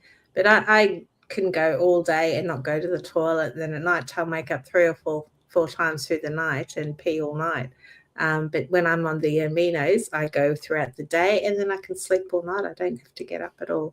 So it's just kind of changed my body clock a little bit, which was really nice. For sure. 100%, Damon. She's got me trained for sure. But what do you do when they're 19? It's like, all right, you win. You won life already. You're like 130 in dog years. You have the meat sticks. But 100%, she's got me trained perfectly. Yeah. You come back as Todd's dog for sure. She gets sport rotten. Or the basset hand across the road because he gets sports too. Both of them. Both of them do. I know, it's ridiculous. That's funny. You're not wrong. That dog's got it made. I'm like, do you know that other dogs eat dry dog food? If they're lucky, yeah. Yeah. She doesn't. She's crazy. She'll get mad. Like, I'll feed her like raw chuck roast, and she'll decide she's just not eating it today because she wants some of my smoked meat. Right. You know, so she'll come over and bug me. She's like, she'll have a pound of raw diced up chuck roast down there. She won't eat it. She's like, no, I think I want some of the smoked picanha today. And she'll just drive me crazy. It's crazy. Let's see. We did that one. Yep. I was burning some branches still there from stacking hurricane debris here in Florida and just fell out over the Fabio mattresses. That's the story. Yeah. I hate you so much, Michael. You brought it up and it gave me an idea. So I had to do it real quick. There's your cheeky smile. It was obviously up to no good there. Did you get a screening of that, Tim? I hate you so much. Fabio mattress story. It's true. It was hilarious, but don't try to be suave when you're 337 pounds. Things go bad. Now that one's funny. I'm a huge Nirvana fan, so then it's carnivore version. It's the carnivore version. It's the carnivore. Did you Photoshop the weenie out of it? Yes, I did. I was gonna say you had to keep it PG. You had to keep it PG. That's funny because that one's famous for the. Yeah, I know. That's funny. I do like the curls, though. That's awesome. I tell my vegan friends I eat 100% vegan diet for processed food. That's how you do it. Yep. It's just grass and it's processed through a cow. 100%. Absolutely, yeah. That's awesome.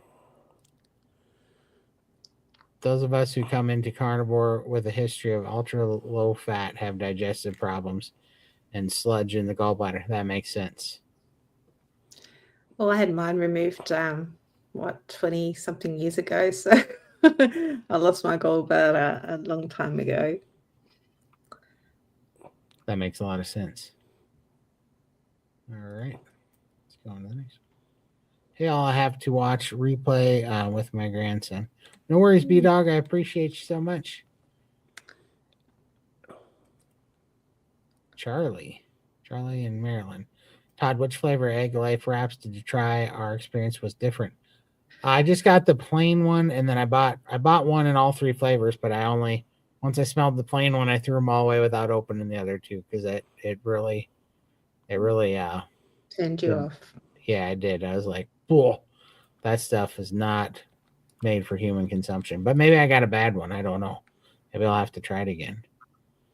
Your liver will be doing all the work then. It's possible, but it takes care of your part of it will take care on your part to avoid over saturation. Okay. While I figure out the changes in your diet, use tools like apple cider vinegar or pickle juice. Okay, so maybe that's why I was craving apple cider vinegar when it was first healing. That makes sense. My brain is not working today. Yeah, I think that's for the digestive issues as well. That makes good sense. When you eat a higher fat meal for a while, some Tabasco sauce, Yeah. or only pepper and vinegar. If you are pepper tolerant, that's an option. Good luck. For Well, sure. I use a bit of Frank's hot sauce and Tabasco sauce because of these guys, and I love it. Just something a little bit different, and the vinegar is really nice. Yeah, just to change things up occasionally, I just put a bit on my steak. Or I mix it in with my tallow and then make it like a man. Yeah. And then scoop my little steak bits in there. It helps Super. it go down a lot easier. For sure. Yeah. Tasty. Yeah, Good. That's a good way to get some more fat in too. exactly. sure. Yeah. I bought egg life wraps and put them in the freezer. Now that is where they will stay until they go in the trash after the lipo description. Well, you may like them. Charlie and Marilyn had a good pack, so it might have just been an off pack, like you said, maybe. My bad. Sorry. Now everybody that goes to eat life wraps are going to be like, this does kind of smell like toe fungus. It does. I wasn't crazy about it, man. No. It's gross, dude. It's gross. That's sorry, I didn't mean to ruin it for all the egg life wrap fans. That's funny. I called ahead last night for a Christmas dinner, and the steak they made was subpar. For sure, disappointed, but at least no side effects. That is good. That's a win in itself to not have side effects.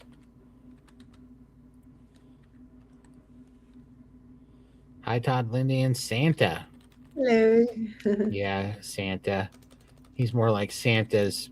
What do you call that? What was the Spider-Man when they had like the parallel universes and they had like Black Evil Spider-Man? Oh. Yeah, after those pictures of Fabio, I'm pretty sure he's Don't poke giving me. Oh, I'm poking. I will come down there and I will poke you for sure. Same here, Lindy. Not trying any of these carnivore versions. Prefer to keep it super simple. I detest cooking. Yeah, I detest cooking. Yeah. This is like for carnivore noodles and things like that. For me, I can't moderate those things. It's best just to stay away. So again, it's the same. Keep it simple. For sure. I always ask if the food is prepared with seed oils because I'm allergic. That's how I learned that Texas Roadhouse uses seed oils on the searing grill, but not to finish. Okay, so maybe that's what happened. Maybe the Texas Roadhouse is. Maybe that's what made me sick, was seed oils on the searing grill. Maybe that's what it was. Huh. Yeah. See, I think they just tell you what you want to hear and just experience it. Yeah. I was thinking that movie Road Trip when the guy sent his French toast back. You guys remember that? Right. The guy sent his French toast back, and I mean, they're at like a truck stop. The guy sent his French toast back because something was wrong with it. He said, whatever. Oh, they put powdered sugar on it or something. He goes, oh, my bad. We'll fix that right away. Brand new. Yeah. And so the guy goes in the back and he licks all the powdered sugar off the French toast. And then he throws it up in the air and he catches it in his underwear. Oh, no. All the French toast. And then he comes out with the French toast in his underwear. He comes out and he goes, we're making you a new batch of French toast right now. They'll be out here just a few minutes. So sorry for that. He goes and walks back there, pulls the French toast out of his pants, puts them back on the plate, walks them out there and serves them. That always sticks in my mind when this is why I don't like to complain, because I'm scared. Never complain at a restaurant because you have no idea what they're doing to it in the back room. Yeah. Yep. And that's the truth. And I can tell you stories from a cook that I know of the stuff that they've done to the food. So don't Don't do it. Yeah, do not complain. Never. Yeah, Eat it and say this is the best I ever had. exactly. This stuff's great. Here's a good tip. Please don't put my steak in your pants. Oh dear. If we were to win the lotto, I'd open a chain of clean carnivore restaurants. I would call it Clean Carnivore. That's awesome. I did have a delusion of grandeur one time that I thought would be cool. This was back when I was more keto, though. But I still think it'd be cool, especially because I think it would serve a lot of people. You could do a keto/keto, ketogenic restaurant, so ketovore, carnivore. But you could make everything clean, and you could sell it by, you could segregate everything so it's just one ingredient items and season free and all that stuff. But then I thought you could call it Keto Max because what I was thinking is you could order by the macro. So you could say, I want, 80 grams of protein of this meat, or I want so much fat of this oil, so many grams of fat in this tallow or this oil. And you could order by the gram. And then I thought at the end it could have a barcode on the receipt that you could scan in your MyFitnessPal app that would load all the macros for you so that you know what you had. So they would weigh it out, show you in grams, break it down in fat, protein, carbohydrates, whatever, and put it on there, and then you could scan a barcode or like a QR code, and it would load your meal into the app. I thought that'd be kind of cool. But that's why keto didn't work for me, because those numbers would just stress me out. I don't know how much fat I need, how much protein. It'll make my mind go boggle, and then I couldn't order anything because I right. wouldn't But know then for you just order in ounces. I want. Just give me the menu with the prices, and I don't want the numbers. Right. Just give me the menu. That's it. Keep it We'll have simple. to give you one of those. Say I need the kids menu where I don't have the numbers, and I want some sure. coloring pencils too, so I can. Yeah, that's my kind of menu. Yeah.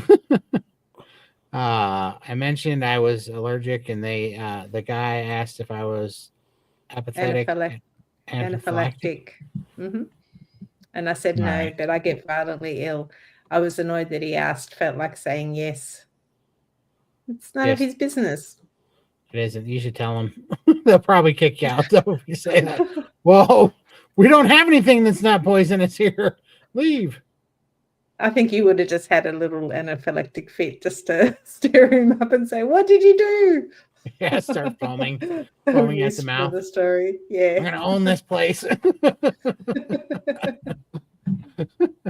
You might get a free steak that way. Well, a free poisonous steak. Like, why would you want another one? Hi, Nicholas. I have to get an outdoor cooker. Would a smoker be better than a barbecue for carnivore in your experience?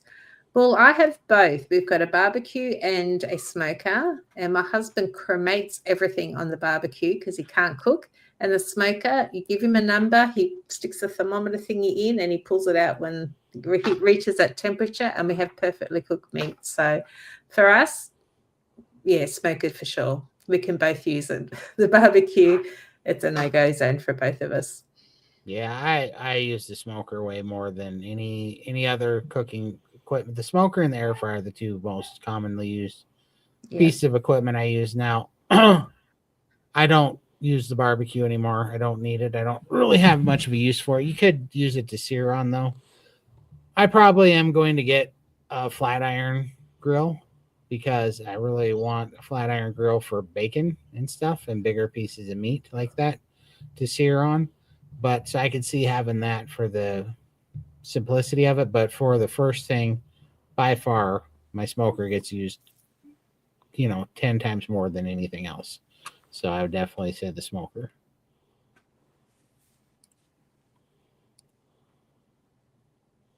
How did you guys start carnivore? I've been wanting to, but I think I'm overthinking it. Should I be prepared to switch to carnivore or just wake up one morning and start?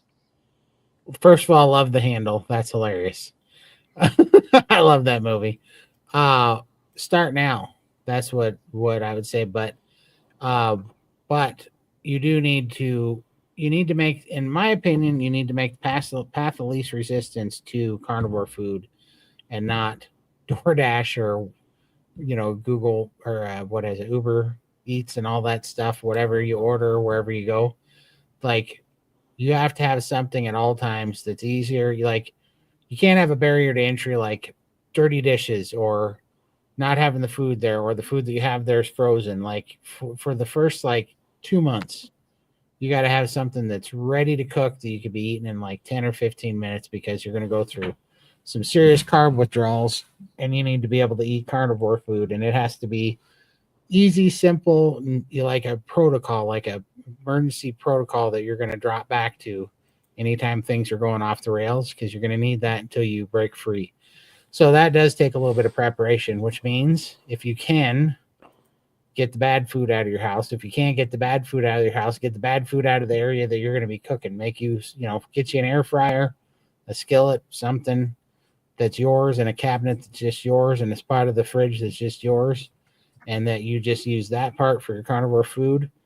And mine was bacon and eggs, because you can cook bacon and eggs in like 10 minutes, and it doesn't take much. You just need a skillet and a fork or a spatula. You can cook both of those things, because you need that when things are going off the rails to get the hunger cravings and all the noise to go away. You got to eat that, and then things will calm down, and then you can live to fight another craving, a little bit later. So that's just a protocol to get you through the cravings. But start now. Like I had so many times where I'd be like, well, I should wait through the holidays first. Yeah. And then I get through the holidays. Well, before I start, so-and-so's birthday's coming up, and such a business party event or whatever dinner. There will never be a time. Food is so ingrained in social lives in our country. There will never be a perfect time to start. So the perfect time is now. Plain and simple. Yeah, and I think you have to work out what type of person you are. For me, I had to jump in 2 feet first, remove everything from my diet and just do strict carnivore.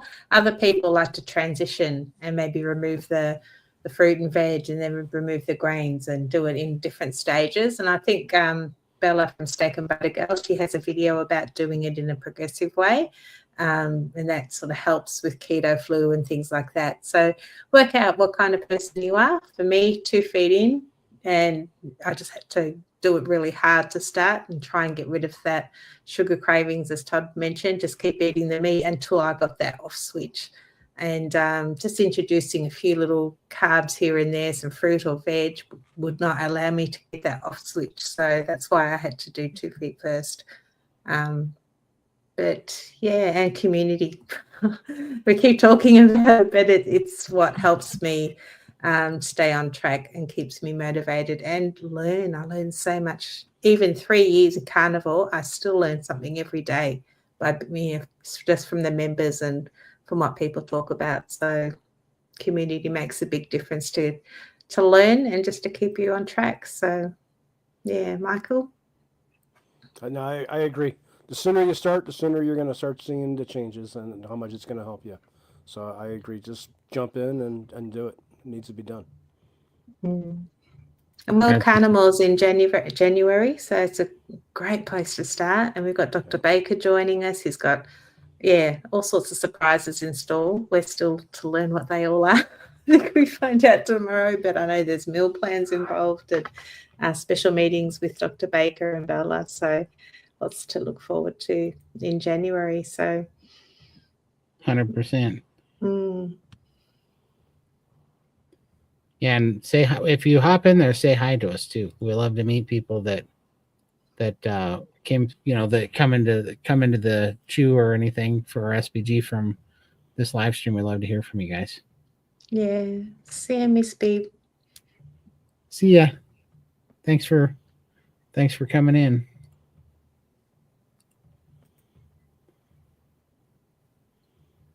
Tap the like button. Thank you, Tim. Thanks so much, Tim. Let's see here. Sorry, I'm trying to pull something up here. I like Lindy's colada. I have it most days, although I call it my egg latte. Yeah, no, that's a nice name too. Eggy latte. So do you add anything to it? I know I got the recipe of me in marriage, Annalisa, and she sometimes put a bit of like a sweetener in it, just or cinnamon, just for a bit of taste, which might make a nice eggnog type drink if you add the cinnamon. But I like to keep it clean because I find that makes me crave. Yeah, I won't be able to stop at one, so I keep it simple. I make mine with bone broth in it. Oh, yeah. And do you remember when we Tabasco. did the live stream, somebody used bacon grease in theirs instead of the lard? And she said, I haven't tried it yet, but she said it was really, really good with the bacon grease. Hmm. All right. Sorry, I'm pulling something up. Okay. Go back to that. My dogs love carnivore. One got fatter and the other got skinny. Even dogs are different like us. Wow. That's for sure. Kozak got lost weight at first because of inflammation got off, but then she's like, I love this. And then she put on 15 pounds because now she's more like a rutting around little piggy. She's so big now. She just eats so much stuff, and which is fine. But she eats, she naps, then she gets up. She's like, more meat sticks. I need some rib pie. Well, she's definitely like the lion because she's eating and then has a nap. She's 19 years old as well, so she's probably not as active as she was as a puppy. So like sleep and eat. Yeah, but she's happy. She is happy, and what really got her was her hips. They're a lot better on carnivore, but she's still, she was so athletic when she was young. She just always jumped, like she just jumped, like our loading dock was 5 feet outside, and she would jump from the ground to that loading dock and then off the loading dock. We had a 6.5 foot fence in the backyard. She would clear that thing like it was nothing.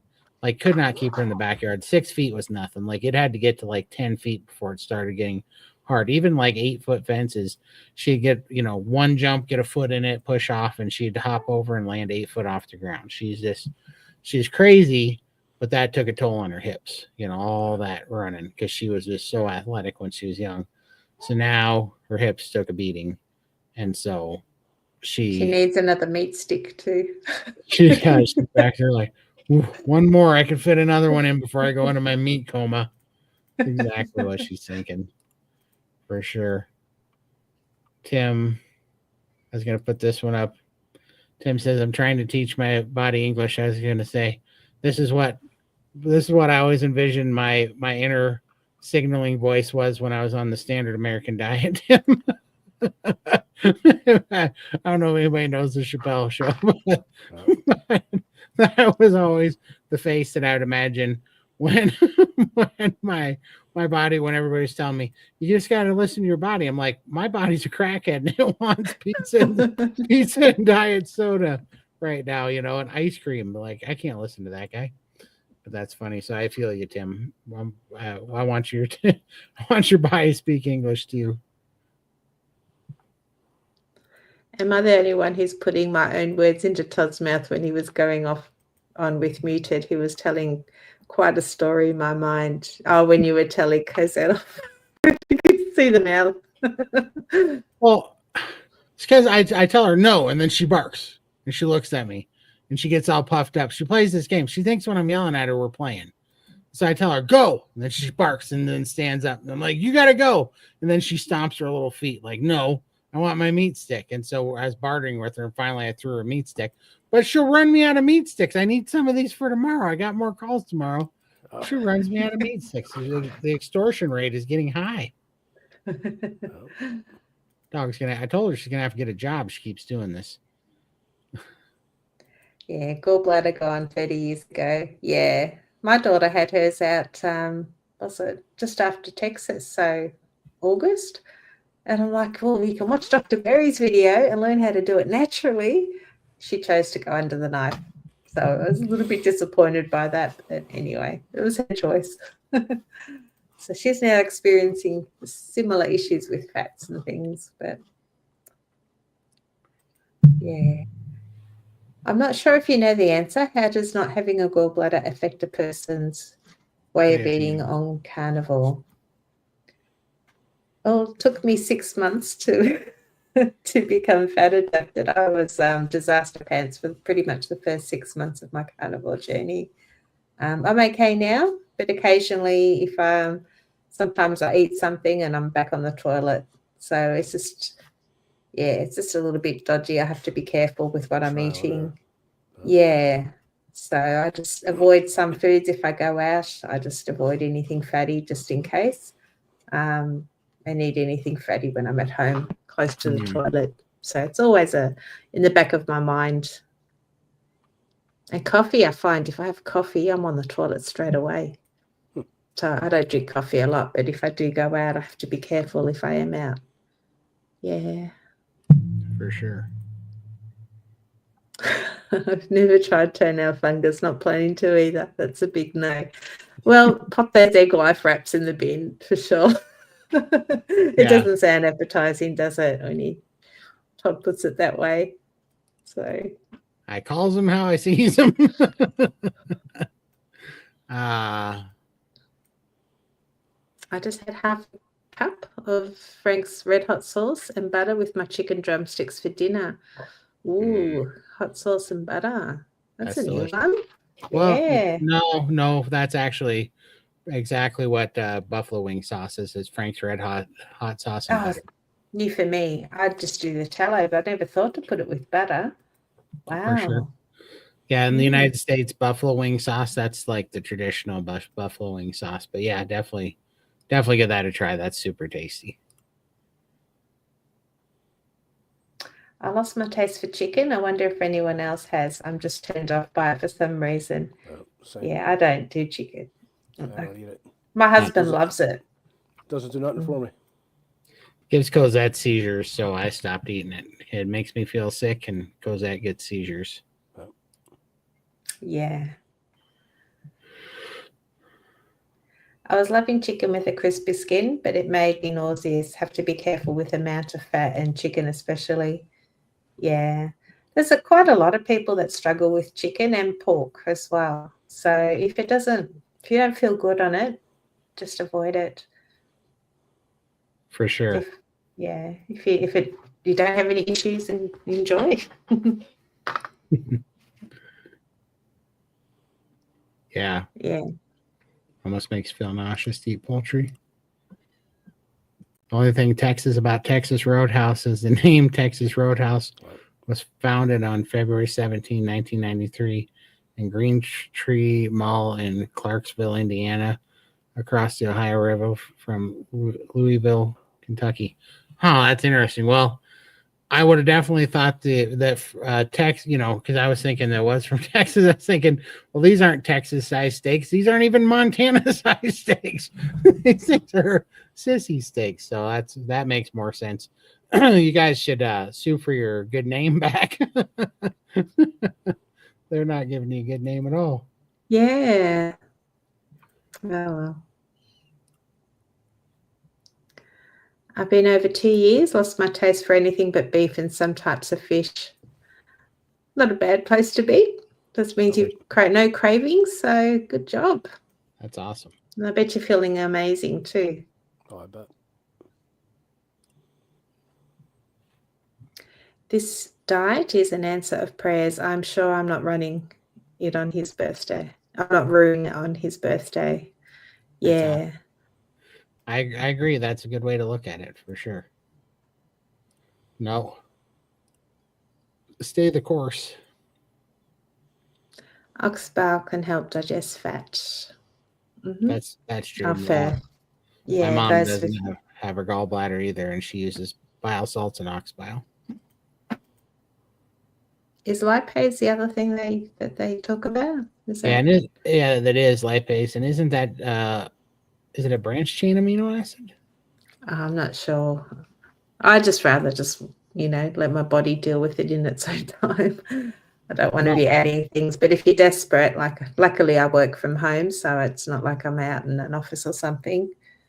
So I'm close to the toilet, but if you're out and about, it could be a lifesaver for you. I think it's a branched chain amino acid, but I'm not sure.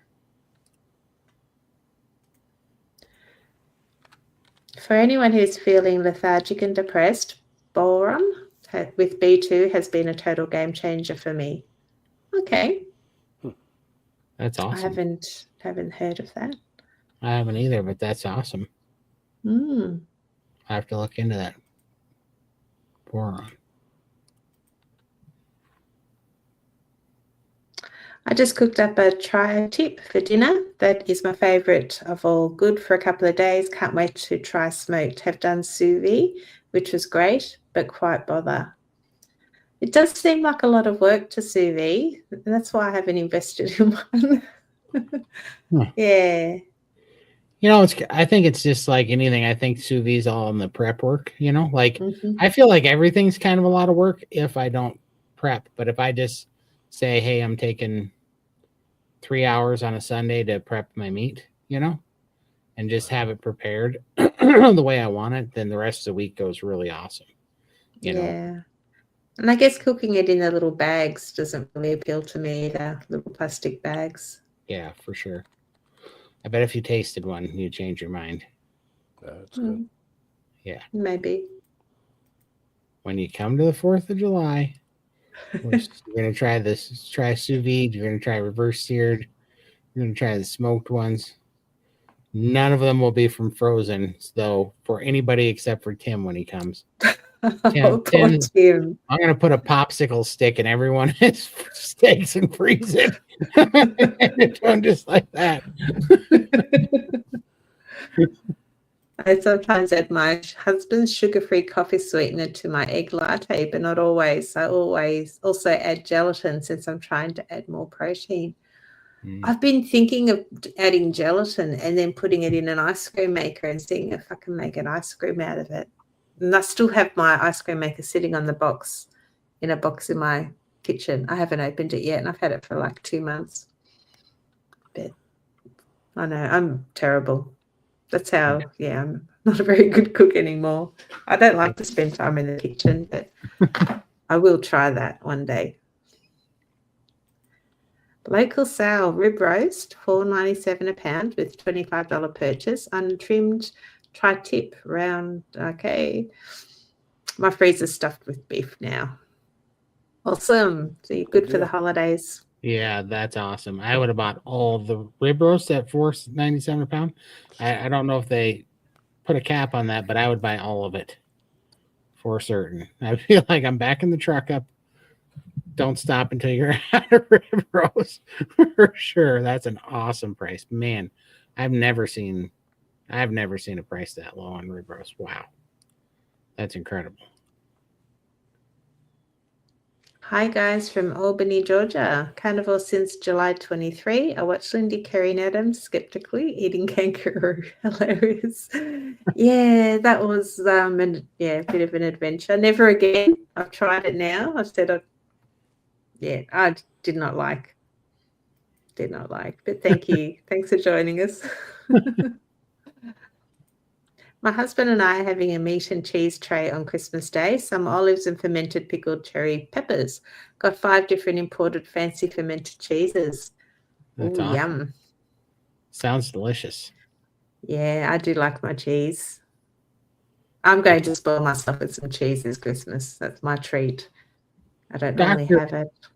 Dr. Phil said something that spiked my curiosity. He said that, he went to like 5 Christmas parties. He made charcuterie boards, and he said at all 5 that he had made a cheese log, and that's what got eaten the most of. And that got me thinking of what a guy like me might play around with if I wanted to get a little inflamed with some dairy. I might make a smoked Gouda cheese log. That would be good. Smoked the Gouda on the Traeger, and then make a cheese log mixture, and you could put all sorts of stuff in it, pickled jalapenos, whatever, but smoke it. I was thinking that might be really good, actually. Sounds Would it melt though? Like, I don't know. You do it on cold smoke, so you get it really cold. Okay. It'll get soft, but it won't get terribly melty, and then it'll get that smoke flavor in it, and then that would be good. So, but I was thinking about what if I took like bacon, pickled jalapenos, some prepared horseradish, some Gouda, and then smoked it. Mm. To me, that sounds amazing. But sounds For like Christmas only, not an everyday thing. yeah, no, it couldn't be. It couldn't be more than a once a year thing because Yeah. I would gain a bunch of fluid. But Right. that sounds tasty. You know what I mean? Yeah. That sounds pretty tasty. Maybe like maybe roll it out and make a pinwheel out of it with with prosciutto. You know, Oh, I prosciutto. love prosciutto. Yeah. So tasty. It's I don't know how, but prosciutto tastes more like bacon than bacon tastes like bacon. Bacon, yeah. Yeah, I love prosciutto for that. So tasty. It was husband's idea, and he's not carnivore. He's the best. He putting the sweetener in the colada? Was it that one? That's awesome. Yeah. Yeah. I don't have Or a no, the gallbladder. cheese. It was the cheese. It was the cheese platters. Oh, the cheese platter. Yeah. Okay. I don't have a gallbladder, and it doesn't seem to be an issue, but occasionally if I eat like too much, my stomach gurgles a lot. Yeah. It's only like at the start of the journey, it could be an issue for most, but eventually your body kind of adapts. So Frank's buffalo sauce contains vegetable oil, the regular does not. Correct. Yeah, I never get any. I only get Frank's original, and then I make my own buffalo Yeah. sauce with butter if I want it. Yeah, no, mine's a clean one. I always check the labels. Sure. Canberry says it doesn't matter if you don't have a gallbladder. I guess it depends on the person too, though. It depends on how susceptible to disaster pants you are. Yeah.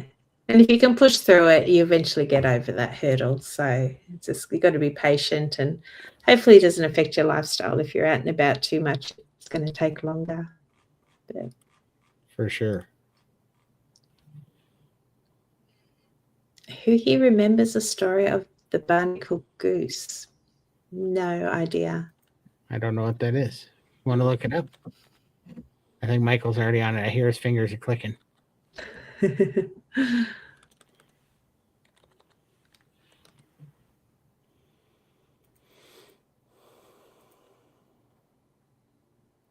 Oh, I'm not seeing a story on it. Let me see. I was wondering if it was the goose that I accidentally broke the neck of. Oh, Oh, Adam has a story about a goose, but I'll leave that. Maybe he can talk about that on the stream. I think it's on, is it Friday or your Thursday, my Friday? There's a Yeah, Willing Humanity live stream. for I sure. have to ask him about his goose story. I'm like, you guys have to compare stories. For sure. Did he accidentally murder a goose too? I'm not saying anything, but yeah, I'll let him tell you. All right. I thought of you when I heard the story. I'm like, oh. It happens.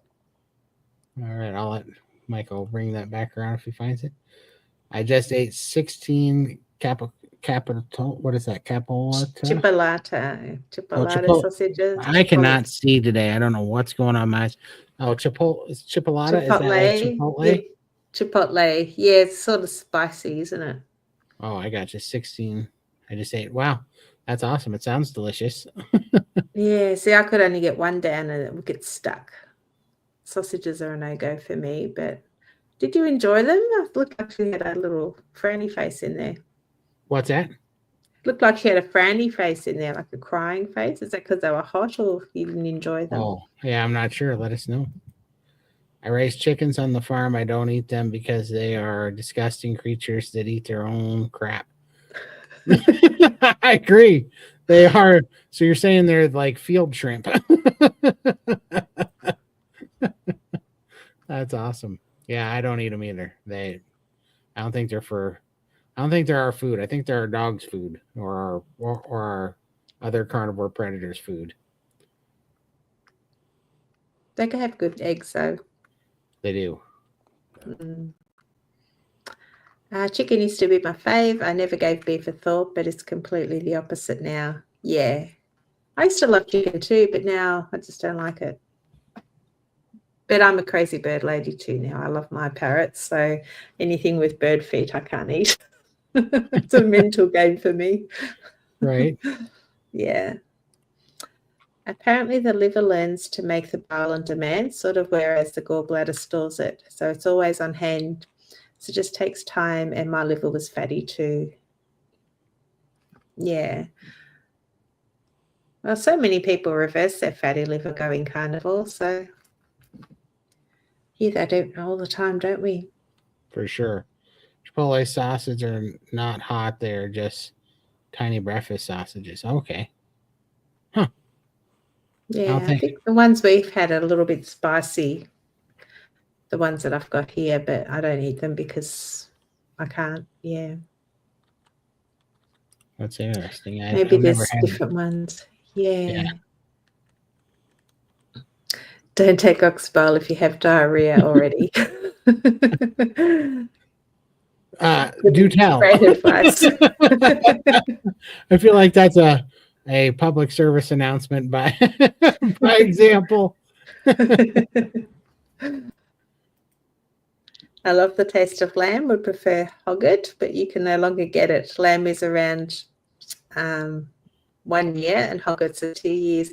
Yeah, we had this talk in the chew that a hogget, a lamb is 1 year and hogget is 2 years. Older. Is it like 2 teeth? Is that what a 2 tooth? Isn't the other name they call it? And then the sheep is much older. Or, is that right? Something like that. I don't know. I've never heard that, but that's interesting. Yeah. Huh. Todd, I tried cracked chicken that Marsha made for potluck, only to find out she used a pinch of garlic. My knees are talking to me. Hope they are better by work time tomorrow. Yeah, there you go. It's very interesting. It did the same thing to me, Tim. It's crazy. And it's had me a little bit sore for the last like 5-6 days. So crazy. But the question again is, does this stuff hurt more than it used to, or do we just now feel it more because we're not numb to it anymore? I don't know for sure, but yeah, it's crazy. It was definitely the garlic that, because I had eaten the shrimp with just the butter and the shrimp, same butter for like 5 days without a problem. I added 2 tablespoons of garlic and both my knees got inflamed, and I'm still like, they're 80% better, but they're still a little sore. I'm like, that's impressive. So garlic is on my for never crap list right now for sure.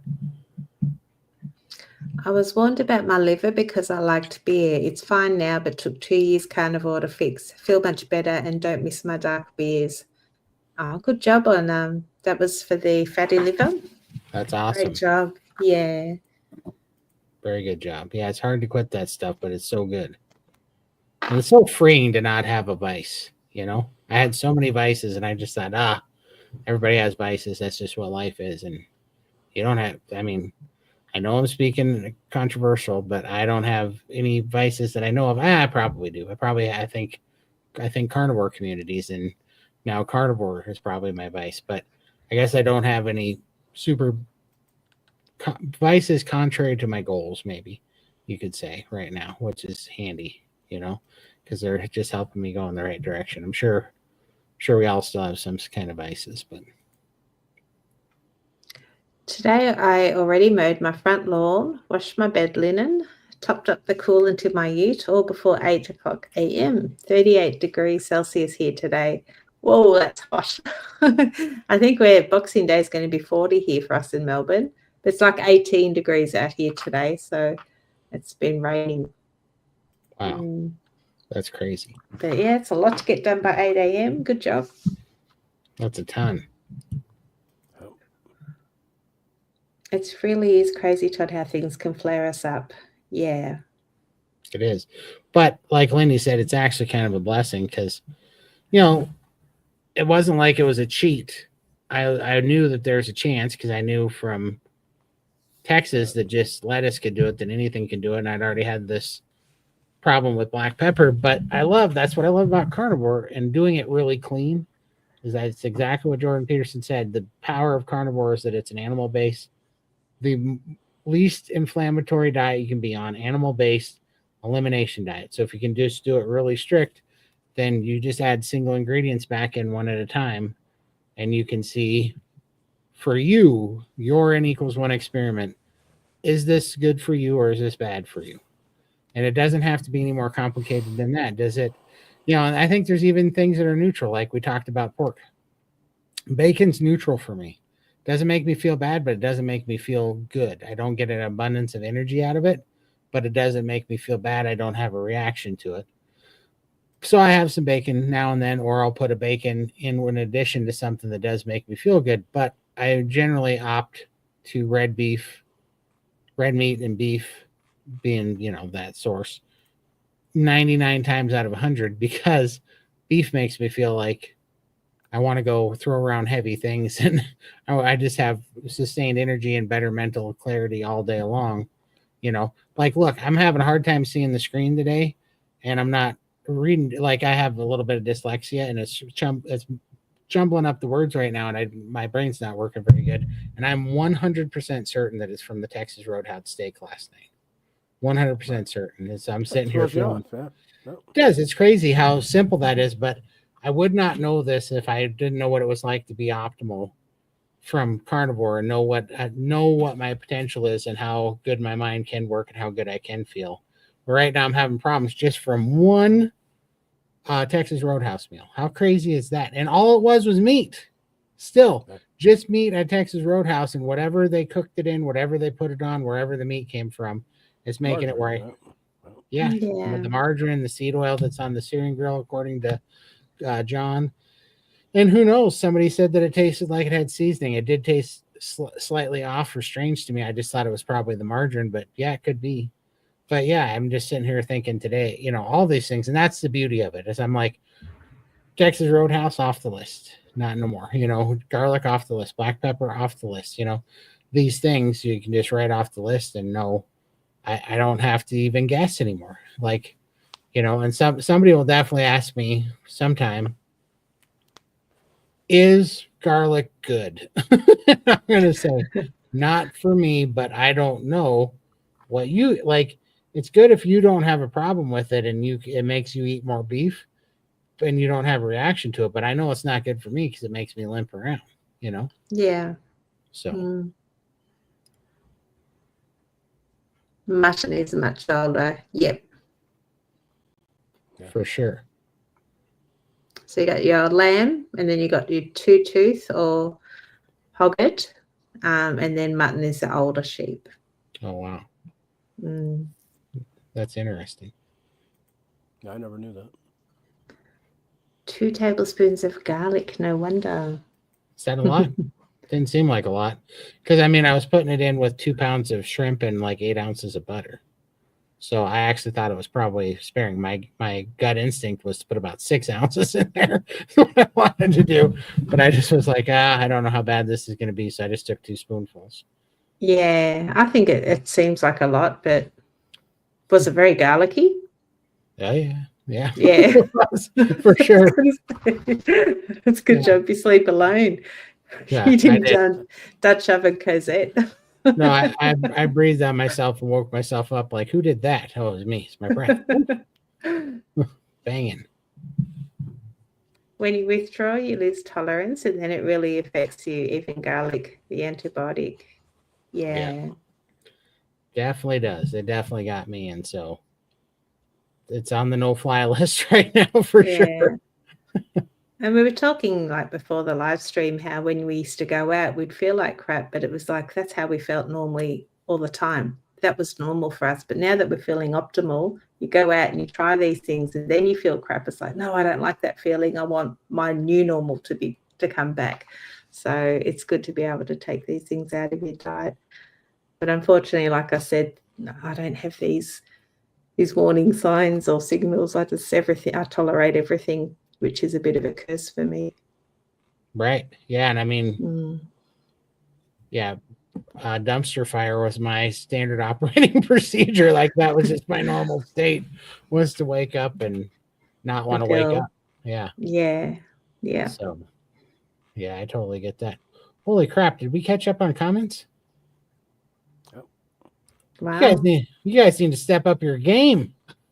Oh, they're all talking in the chat. Look, I mean, chat's been going mad, so Yeah. it's been good. That's We're awesome. nobody's paying attention. They're just they're not talking to us. They're No, busy. they're talking to each other. I know. This is how it happens. We've been kicked out of the cool cup. That's awesome. Well, you guys come up here and do this. We'll chat. We should put you guys on the camera. Does anyone want to jump on and have a chat with us? We've got half an hour to kill. Yeah, we can do that. Let's put the link out there. Man, my brain is not working today. I got it. Thank you. Come and talk to us about your Christmas plans or your New Year's resolutions or I don't know, anything, everything. Make fun of Todd. That's always open season on the hat.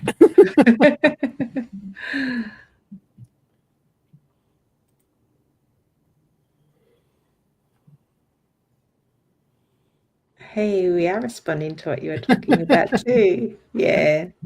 It's good that everyone can connect in the chat and just swap ideas around. And that's what it's like in SBG as well. We all throw away ideas and learn from each other. For sure.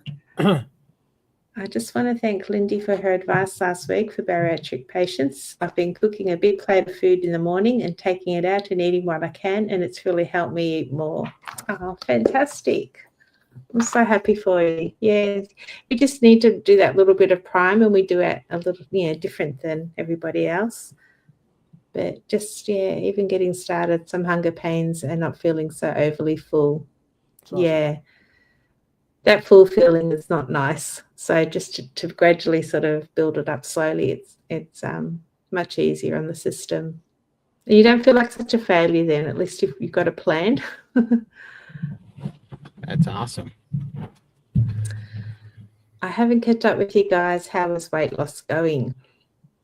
Oh, it's going fantastic. Lindy's about to get skin surgery. Yeah, I'll lose hopefully 22 pounds in one hit. So that's how much skin is just I've got on my stomach. The rest, that's for another day, but that's going to be a huge bump. Yeah, that's awesome. Yeah, I just got into the 300, so just got under 400, which is awesome. So I'm officially about 310 pounds down. And just the real miracle to it all is the strength I've gotten back and just the ability, the lean tissue and just the strength, and just I feel normal again. I don't have to worry about anything. So it's quite incredible for sure. Me, I've been stalled this past 8 months or so, and it's really frustrating. That's why I'm really looking forward to starting the new year, because this year really has been hitting me hard with my aches and pains and my legs swelling up on me. So I'm hoping 2025 is a new year for me. Michael's got a lot more healing than me and Lindy had, for sure. He's got a ton of impacted lipedema that's on a huge scale. Yeah. So, but that's all right, because soon enough, Michael is going to be on the meat bus with us going to the next meetup. I had to make it a little bit cringy. I did like the Thelma and Louise analogy better. Do you know the stalker, Lindy? Yeah, I'm writing like, go to the butcher before they run out of prime rib, honey. Get going. Drive fast. Yeah, the butcher wouldn't take my order. He's like, no, we're too busy to take orders. Just come in. And Scott, I'm stuck here. So it's your job. Drive like the people that you yell at just this one time. The Christmas ribeye depends on it, Scott. Drive like Todd. Yes, pull your hat down, okay? Get it down and get going. So drive like it's your job. Go and get some prime rib. Yeah, sounds good. All right, let's see what this is. Now, I think we've got a visitor in the writing room. Oh, do we? I didn't even see. Yeah. Hold on. There he is. Hey. There he is. Hey guys. Howdy. How you Hello. doing? Good. How That's you good. been? I've been good, man. Right on. How's your Christmas Yes. going? That was going pretty well. We haven't got there yet, but we're still pretty well. That's What awesome. have you guys been up to? Haven't seen you for a while. I know you've been. We've been all kind of busy, I think, for the holiday season. But yeah, we just been doing a lot in SBG and then a lot of work and doing some live streams. How about you? I see you're on Rumble quite a bit lately. Yeah, yes and no. Just uploading pretty much the same stuff from YouTube, but I haven't been doing a whole lot of any of that stuff at the moment, really. I Yeah. gotcha. How's this stuff with the age verification gonna treat YouTube, you think?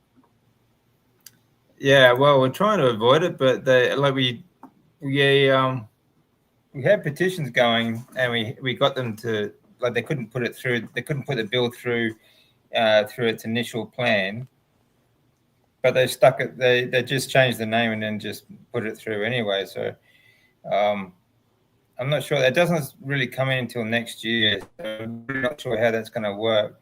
I mean, for us, you have to give YouTube all your ID and anything anyway to start a channel. So I'm not sure what they're going to do with that. I mean, they'll just give it that information to the government anyway. But how it affects everyone else, they have to have age verification to use any kind of social media. And when they do that, they even it doesn't matter what age you are, they're going to monitor everything that you're going to watch. So, I mean, they've even got they've got ads running on TV now, and they're using women as an excuse.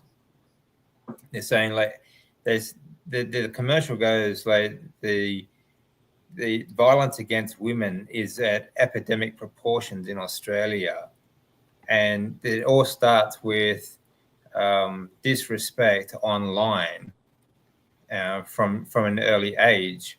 So now that they're literally saying that. So we have to watch everything that the children watch, everything they listen to make sure that they don't disrespect women online, so that they don't get violent towards women as they get older. That's what they're saying. That they're literally telling us that they are monitoring. They're going to monitor absolutely everything that you do online. You know, they're not even hiding it. No, for future crimes and thought crimes. Yeah, that's right. You know, so if you and obviously anything that you think that goes against the government, what the government wants is going to be, they're already arresting people. You know, Australia is one of the worst countries for political prisoners when it comes to speaking out against the government. You know, there are many political prisoners here. You know, they arrest them all the time. You know, it's such a communist state. It really is.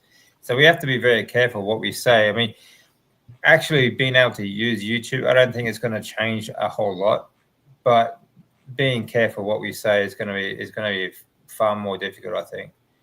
Yeah, for sure. Hey, nice to see you all. Hope you all have a great Christmas this year. Good carnivore Christmas coming up. I'm just gonna start some comments if you want to read that one, Lindy. Yeah, from Juliet. When you fast, do the ketones stay elevated for a little while after you stop the fast? I need to work on insulin resistance and considering trying a fast. Who wants to answer that? I'm not really a faster, so. Yeah, I mean, until you, I mean, they stay elevated until you eat something for sure. But you get out of ketosis as soon as you eat. Yeah, for certain. But I mean, if you listen to Dr. Jason Fung, I mean, that's why I do 7-day fast when I'm fasting, is because the longer you can hold your fasted insulin set point down, the more, the better your odds are of reversing insulin resistance, you know? And so I find that to be the most helpful thing I can do, but I was not successful like you got to nourish your body first. And so I find it way easier. I was able to do 12 7-day fasts this summer, and I was only able to do that because because I ate, I put a lot of meat down beforehand in preparation, but then, man, that was so helpful. It really healed up my lymphatic system, and it really seems to be helping my insulin resistance, So, Yeah, I think fasting has more benefits for your lymphatic system, because the problem is, like these days, most people, our bodies are never without food. It's like a constant working through, people graze like a cow, so it's never empty. You got to give it a rest too. for sure. And like there's a lot of things you can do that will give you the same benefits as fasting, but I think it's always good just to have like your body empty at some point. Fasting is great for many other things too, like stimulating stem cell release. Okay, it's really good for that. It's another thing, like you're talking about the lymphatics as well, is that it's not just about fasting and what you eat and stuff like that. It's also about circulation. And, circulation is so important. People don't understand it. It's like, it's one of it'd have to be the top 3 benefit, like most important things, And I mean, without circulation, you don't get the fluids around the body. You don't get the hormone production. You don't get the ketones to the brain. You don't get your immune system working and things like that. So it's really, really important. The other thing would be, when you do fast, I don't think you need to do so much like a 7-day. I mean, depending on where you are too. I don't think you really need a 7-day fast. But don't be afraid. Even when you do like a small window of eating, even if you eat every day, all right, you're going to be in ketosis for most of the time when you are not eating. And it doesn't matter what you eat, you're going to get out of ketosis when you do eat. All right. But we're not meant to be in ketosis all the time. All right. We're meant to dip in and out, in and out, in and out. That's the way the body works. Don't worry about staying in ketosis all the time. Sure, you want to be in ketosis when you're not eating, all right? But when you do eat, don't worry about it. For sure. Well, that's awesome. There, LaDonna's asking you to talk about the stem cells she sees on your screen there. Oh yeah, Cerule products are really good. These 3 products. There is there's the Soy Active, the stem cell support is the Stem Enhance Ultra. Okay, these are things that I use because they're actually the only things that I use at the moment. And the Plasma Flow.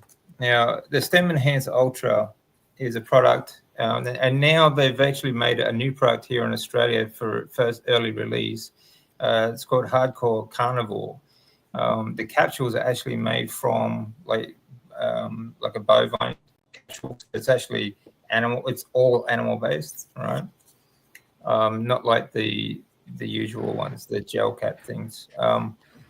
But the Stem Enhance Ultra actually stimulates the body to release more adult healthy stem cells. Okay, because as we get older, we always produce stem cells, but as we get older, it gets more difficult to release them into the system. Okay, and as that happens, the telomeres on like the little shoelace ends of each DNA strand, okay, they get shorter and shorter.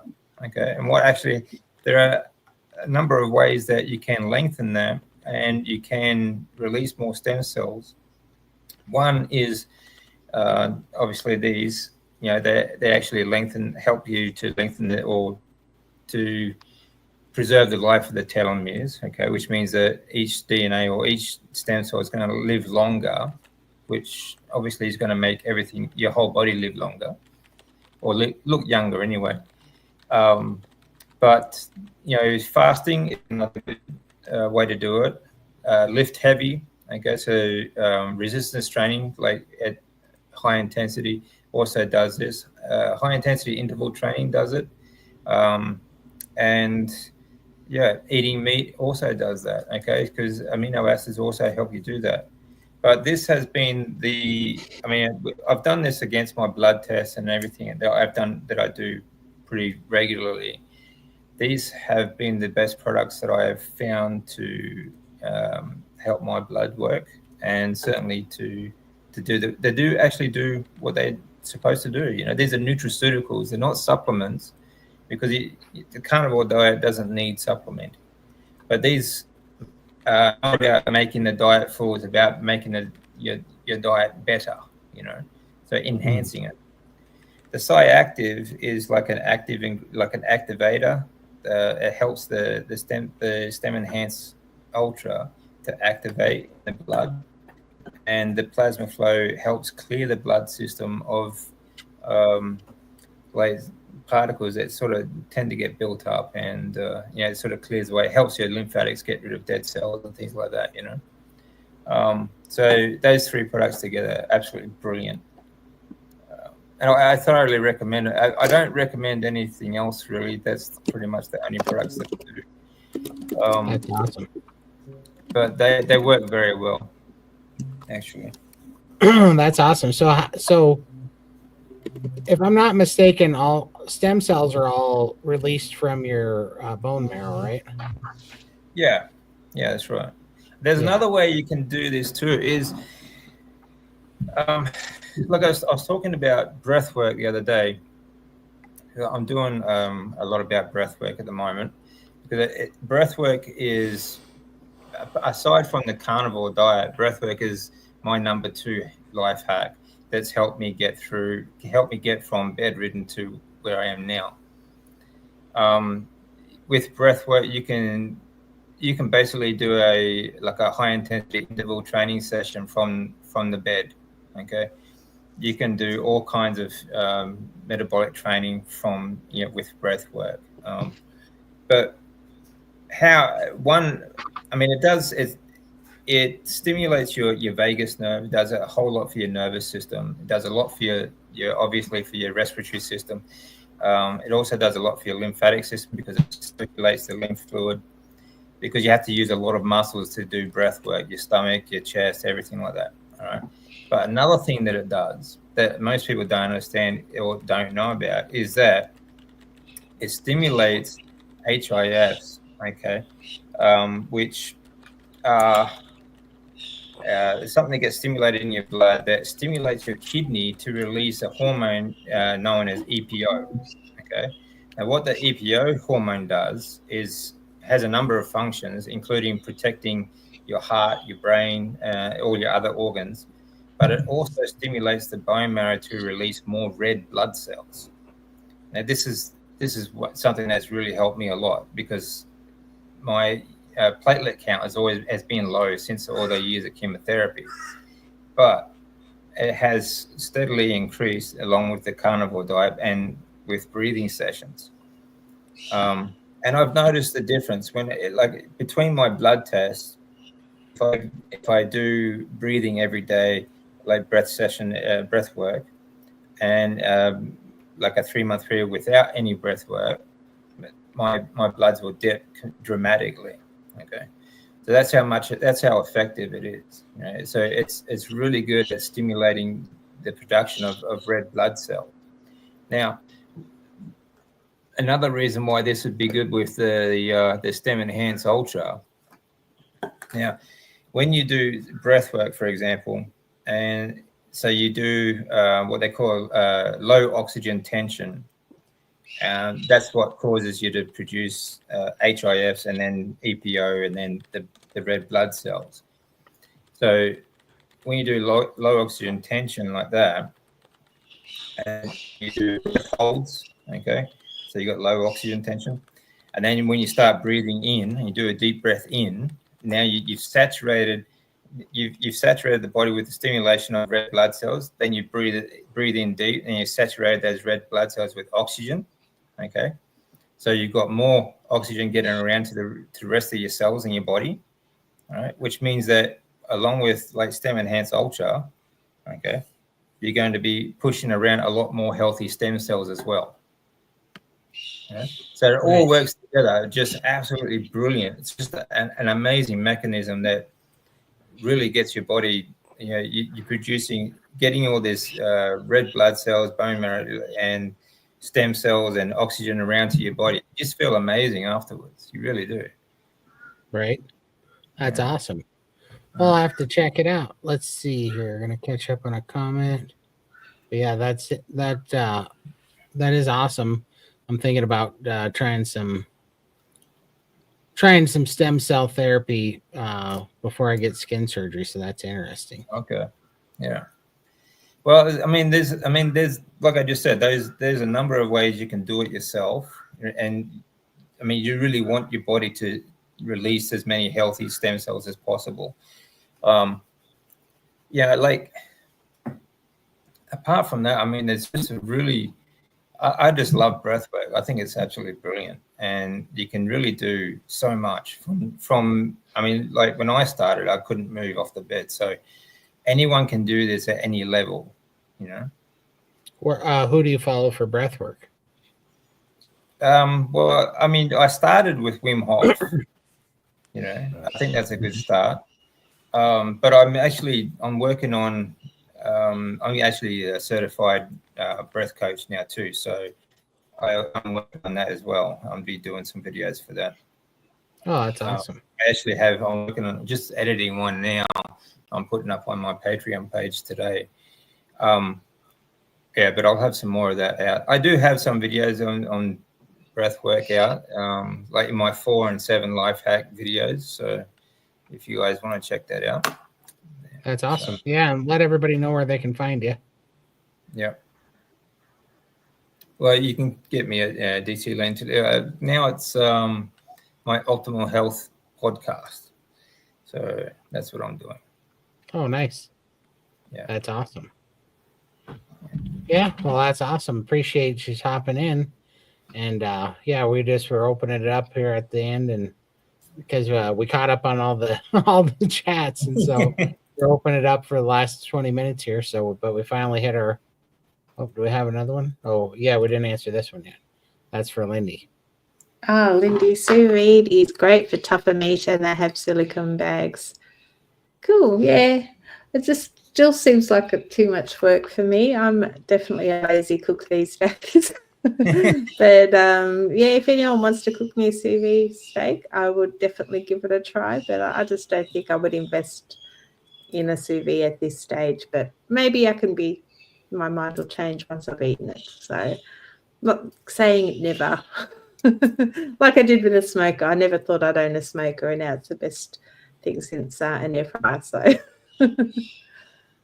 how long do you smoke? Like you put the meat in for a smoke, like tough meat into a smoker for?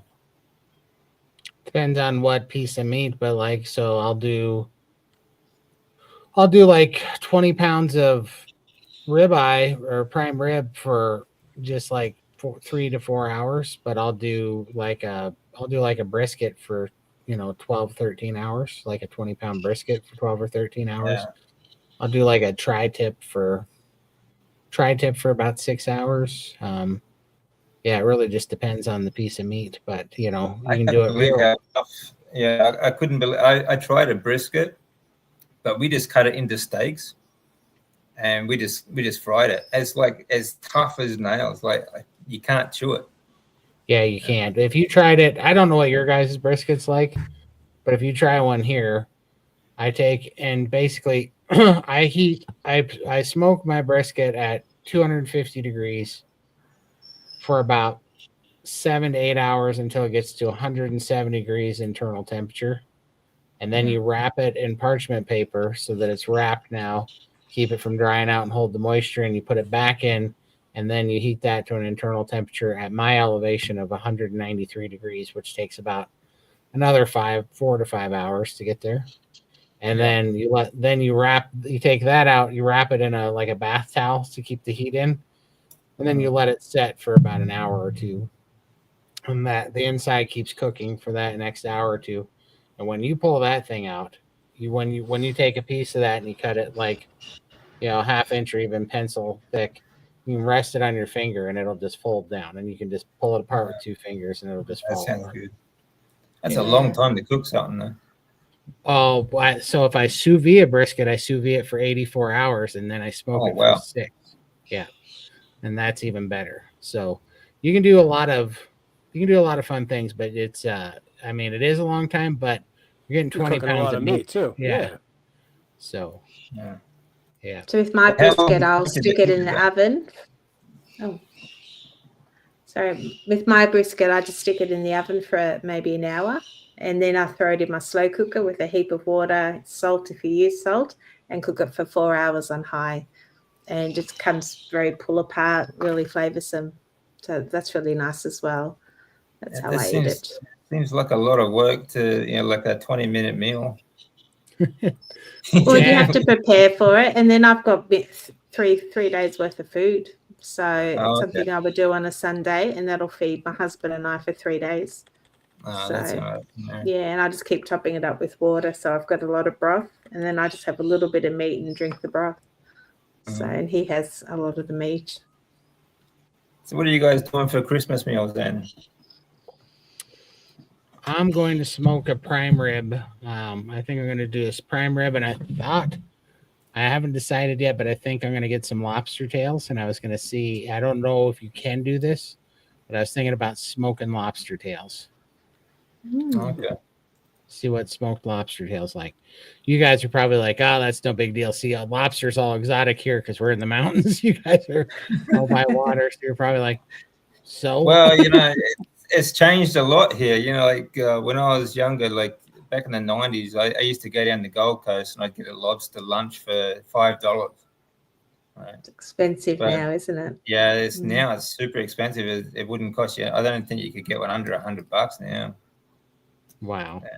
Crazy. That is super crazy. Yeah. We're doing a smoked yeah.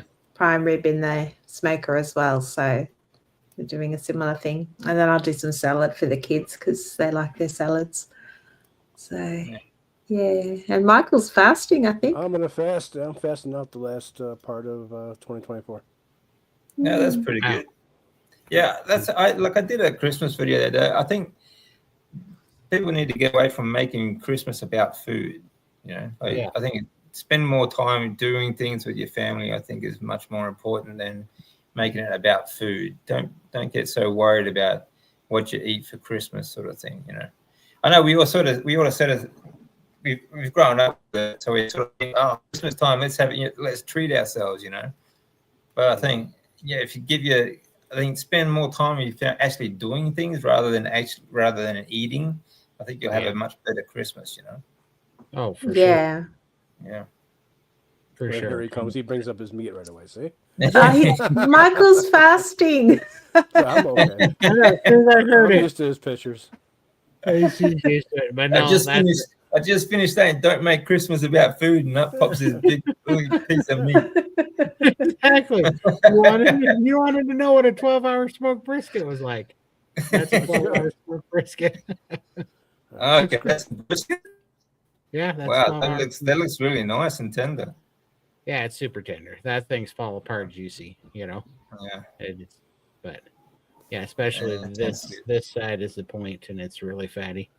But I couldn't imagine eating it any other way. You can put brisket in a slow cooker, and that works too. But it's way better on the smoker for sure. It's hard to beat. But just make sure you cook it from frozen, Todd. Don't even think about it. Do not get me started. You people are maniacs. But I completely agree. I go on that rant too when people, and God bless them, because it's just they're used to this kind of way of thinking. But when people say, "Are you going to have a cheat day?" Are you going to have a cheat day for the holidays? Are you going to treat yourself for the holidays? I'm like, no, I'm not going to go back. Yeah, like I'm not going back to drugs. And I always say these are the people we are funding the war on our health. We are buying their Exactly. product, and then they're attacking us with it. So Yeah. I just my natural comment is I don't negotiate with terrorists. I'm not going to allow them to infiltrate these holidays by making it all red and blue and pink and whatever holiday colors for. I mean, look at they've infiltrated all the holidays to make all of our Yeah, that's right. traditions about junk, about drugs, and we fall for it. I mean, it's like for Valentine's Day, it's like get your most cherished loved one this pack of poison that they can have in a heart-shaped 5 box. pounds of chocolate. Yeah, and make them sick. 5 pounds of toxic waste. Yeah, that's exactly right. I mean, that's the key there is the way you look at the food. Because people say that it's not a treat. You don't you don't get a rehab to get off cocaine and come out and treat yourself with a line of cocaine because you were good for 3 months. Right. It's the same thing. End up right back there. Yeah. Right. Well, I mean that's 100% what I always say too. It's just like just change the word of sugar to meth, to cocaine, to heroin, like street drugs. Like, would you say, hey, it's my birthday, I'm gonna go do some heroin because I'm gonna treat myself? That's not a treat. You can ruin your life. You can jeopardize your health. Like, just change. Like, it's been so ingrained in us that, well, yeah, but they're sugar cookies with the little pink stripes on them and the cute frosting and whatever. And we love color. We love color, and that's why they put so much color into food. Because we love all these different colors. We're meant to live around beautiful, colorful things, and we just get sucked into it. And that lovely, crunchy, sweet item that's just full of toxic waste. It just tastes so delicious. It's so addictive. It's unbelievable. But you're right; they do infiltrate too. Like if you think about all these different diets that have come out like over the past, like paleo, ketogenic, and all these other things too, the food industry infiltrates, and they say like people will go who started on the paleo, for example, or the ketogenic diet. And it's starting to happen with carnivore as well. People think, you come up with carnivore keto snacks, right? It's low carb, so it's keto friendly. It's low carb, it's low sugar, so it's paleo friendly. But they don't tell you it's got all these artificial colorings, flavorings, and seed oils and stuff in it. Right? And you see it all the time. Like like Facebook, like a few months ago, people were trying to say, "Oh, look, I love these keto-friendly ice creams because they're low in sugar." You have to be kidding me, right? Right. I mean, seriously. I know. So is rat poison. Rat poison might be low carb too, but it's still rat poison. That's right. Exactly. Like, let's stop letting them play this game with us. Like, it's not about being low carb. It's not about being diet or whole or health, whatever branding they want to put on it. How about just one ingredient, natural beef that we know where it came from, that's our ancestors ate, that makes us healthy. Like, it's actually very simple, but they love to keep us all confused in the minutia of all this wording and branding and propaganda. And it's just like, it's just people don't educate themselves enough. They think it's low carb, it's carnivore, or it's keto. It's not about just being low carb. For sure, it's about being clean. Clean food. You want an ice block, freeze a steak and stick it on a popsicle stick. Right. Freeze an egg or something. Yeah, I know, and the thing is that I love that people are getting this now, but they go, well, I just can't stand the taste of that, or I just can't, have an aversion to that or whatever. We have this idea that our taste buds are static. Like, we're born with this set of, set calibrated taste bud that we're just going to like these things for forever. And it's so not true. Taste buds are a signaling system that, when we eat the things that our body can find a benefit to and a utility from, it'll start craving those things because it starts being able to use it as building blocks and nourishment to heal. and then your tastes change. You start Yeah. your body starts signaling you to go after those things. So you don't need the ice cream anymore. Like it's so freeing to recalibrate our taste buds, our mouth microbiome, our gut microbiome, and our hormones so that we can signal properly, so that we can start actually craving and enjoying the things that make us healthy. Yeah, that's right. Yeah. Yeah. So, and Yeah. It takes some work though. I mean, it's not very easy. It's not easy to start with, but No. I think carnivore diet certainly gives people the best chance though of getting off these chemicals, for sure. rather than trying just like keto, because I think they get tricked by all those keto treats and stuff like that, 100%. Yeah, I know. And I mean, that's why I almost feel like the keto diet got infiltrated by big food, and that's how they take them down, is Yeah, that's by, right. Yeah. by just, That's exactly how they do it. They always infiltrate all of these movements because they, I mean, one, of course, they want to keep selling their poison, but they want to destroy anyone's health. they do. This is nothing that's happening like this is happening by accident. For sure. These are 100%. crimes against humanity. They really are, which is exactly why it's so easy to stay carnivore now for me, because it's just like, what do we talk about? There's a clear enemy here, and that's right. There's a clear line in the sand now of what side you got to stand on. I don't get these people that go, like what carnivores can buy at these different takeouts. So, when you go to McDonald's, go through the drive-through, and these are the people trying to kill you. Right. Why keep funding them? All right. Right. Yeah. Fast. For sure.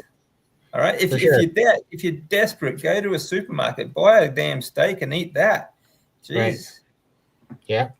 No, I agree, and I mean, there's there's compromises and there are bridges on your way there, but yeah, I agree that everybody should be on the trajectory to get away from all of it, right? And just let's bankrupt these sons of bitches, Exactly. Let's bankrupt them and take back. And if we let the market speak, they're going to have to start catering.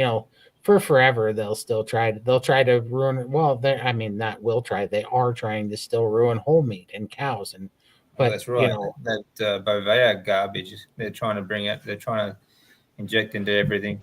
But then it's the same as like the last few years. They tried to do those mRNA shots into cattle as well here in Australia, but it kept killing every single cow, so they couldn't actually continue it. Because all the cattle farmers started saying, "Look, you're killing all my cattle."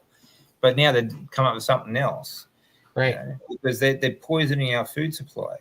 And just their feed is not enough because ruminants are so good at processing that stuff. But there's another thing. That's why I try and stay away from monogastric animals, because unless I know the source.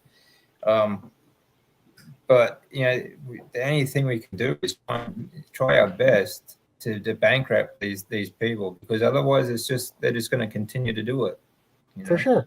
Yeah, and I mean they don't care about us. They're attacking our health on purpose. So let's just know we're in a fight, and let's actually fight about it. Let's really fight it. Well, that's the thing too. Like people don't understand the links. I mean, the food industry is the biggest industry in the world, right?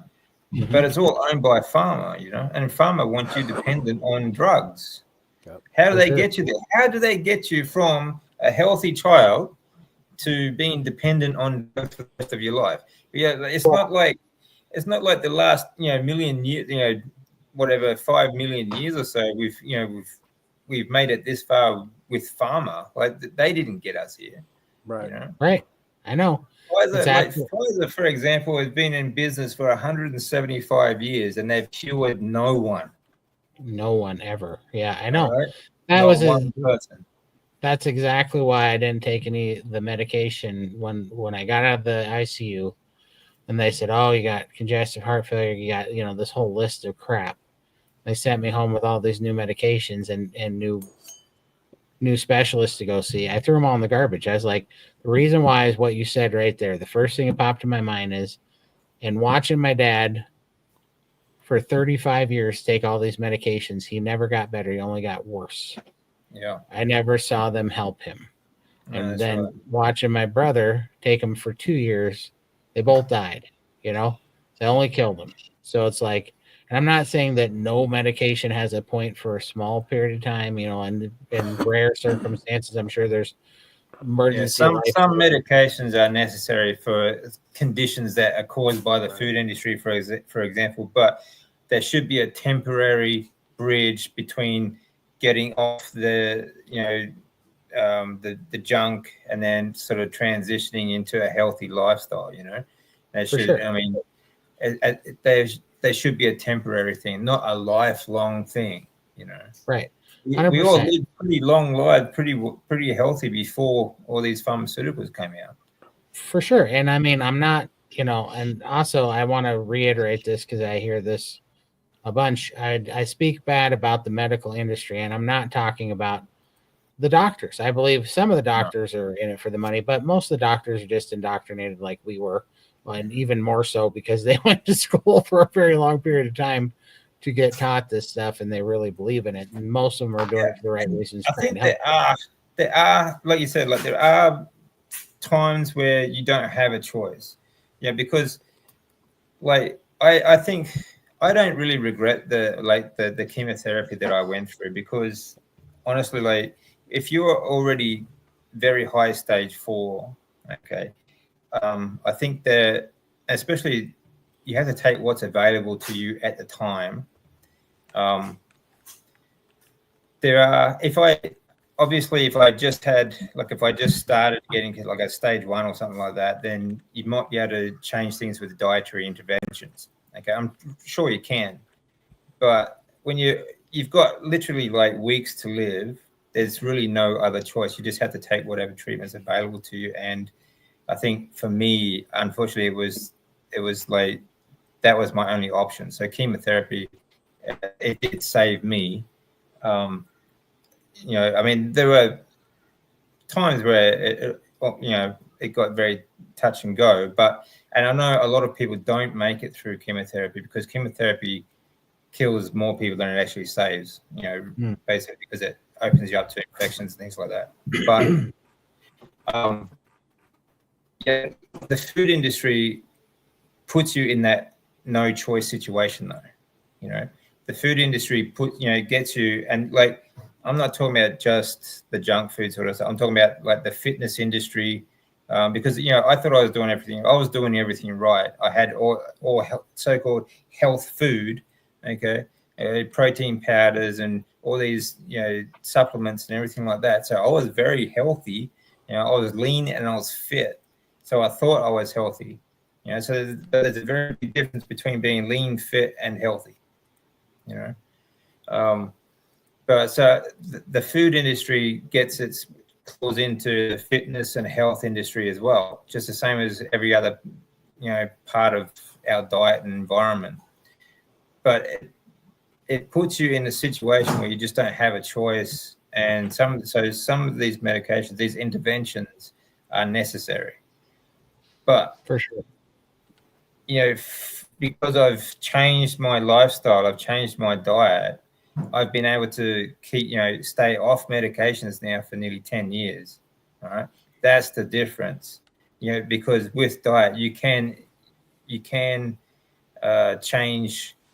I think you can change the outcome.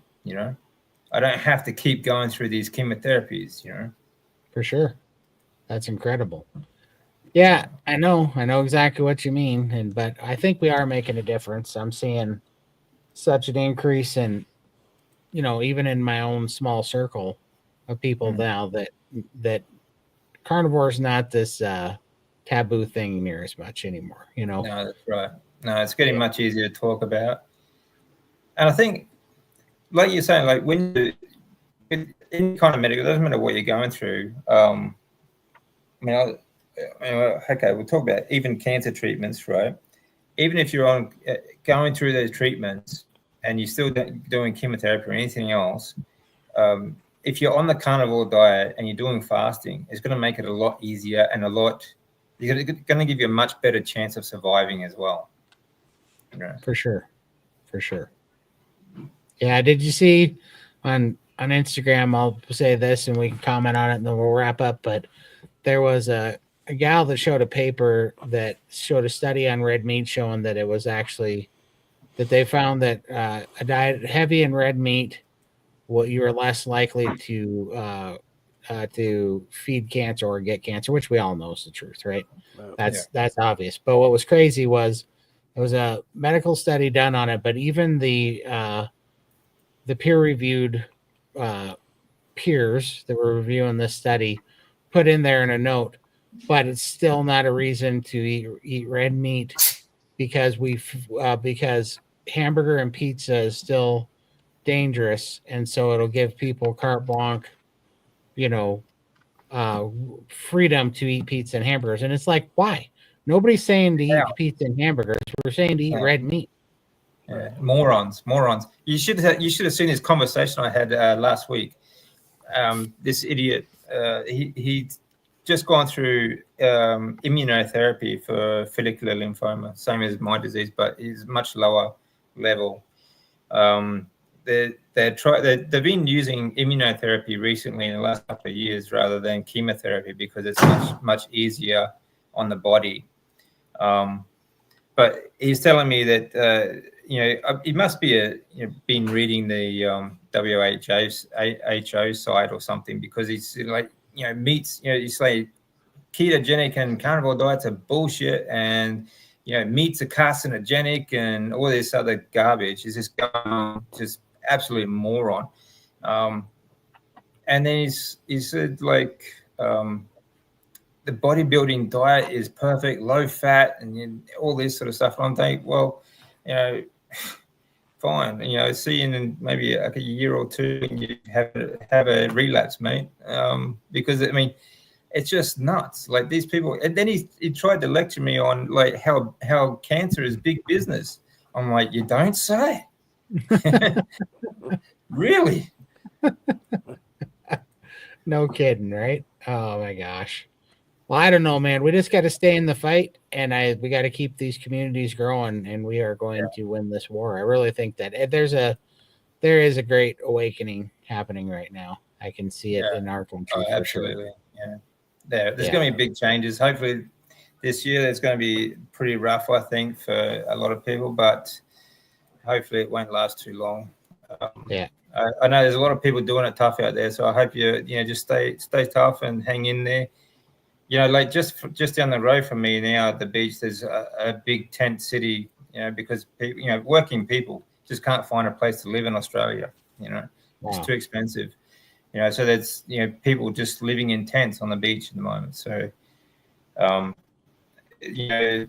know Christmas can be a hard time for a lot of people. So, but hang in there. For sure, absolutely. Well, yeah, and we're not going to see you till next Sunday. So, Merry Christmas to everybody.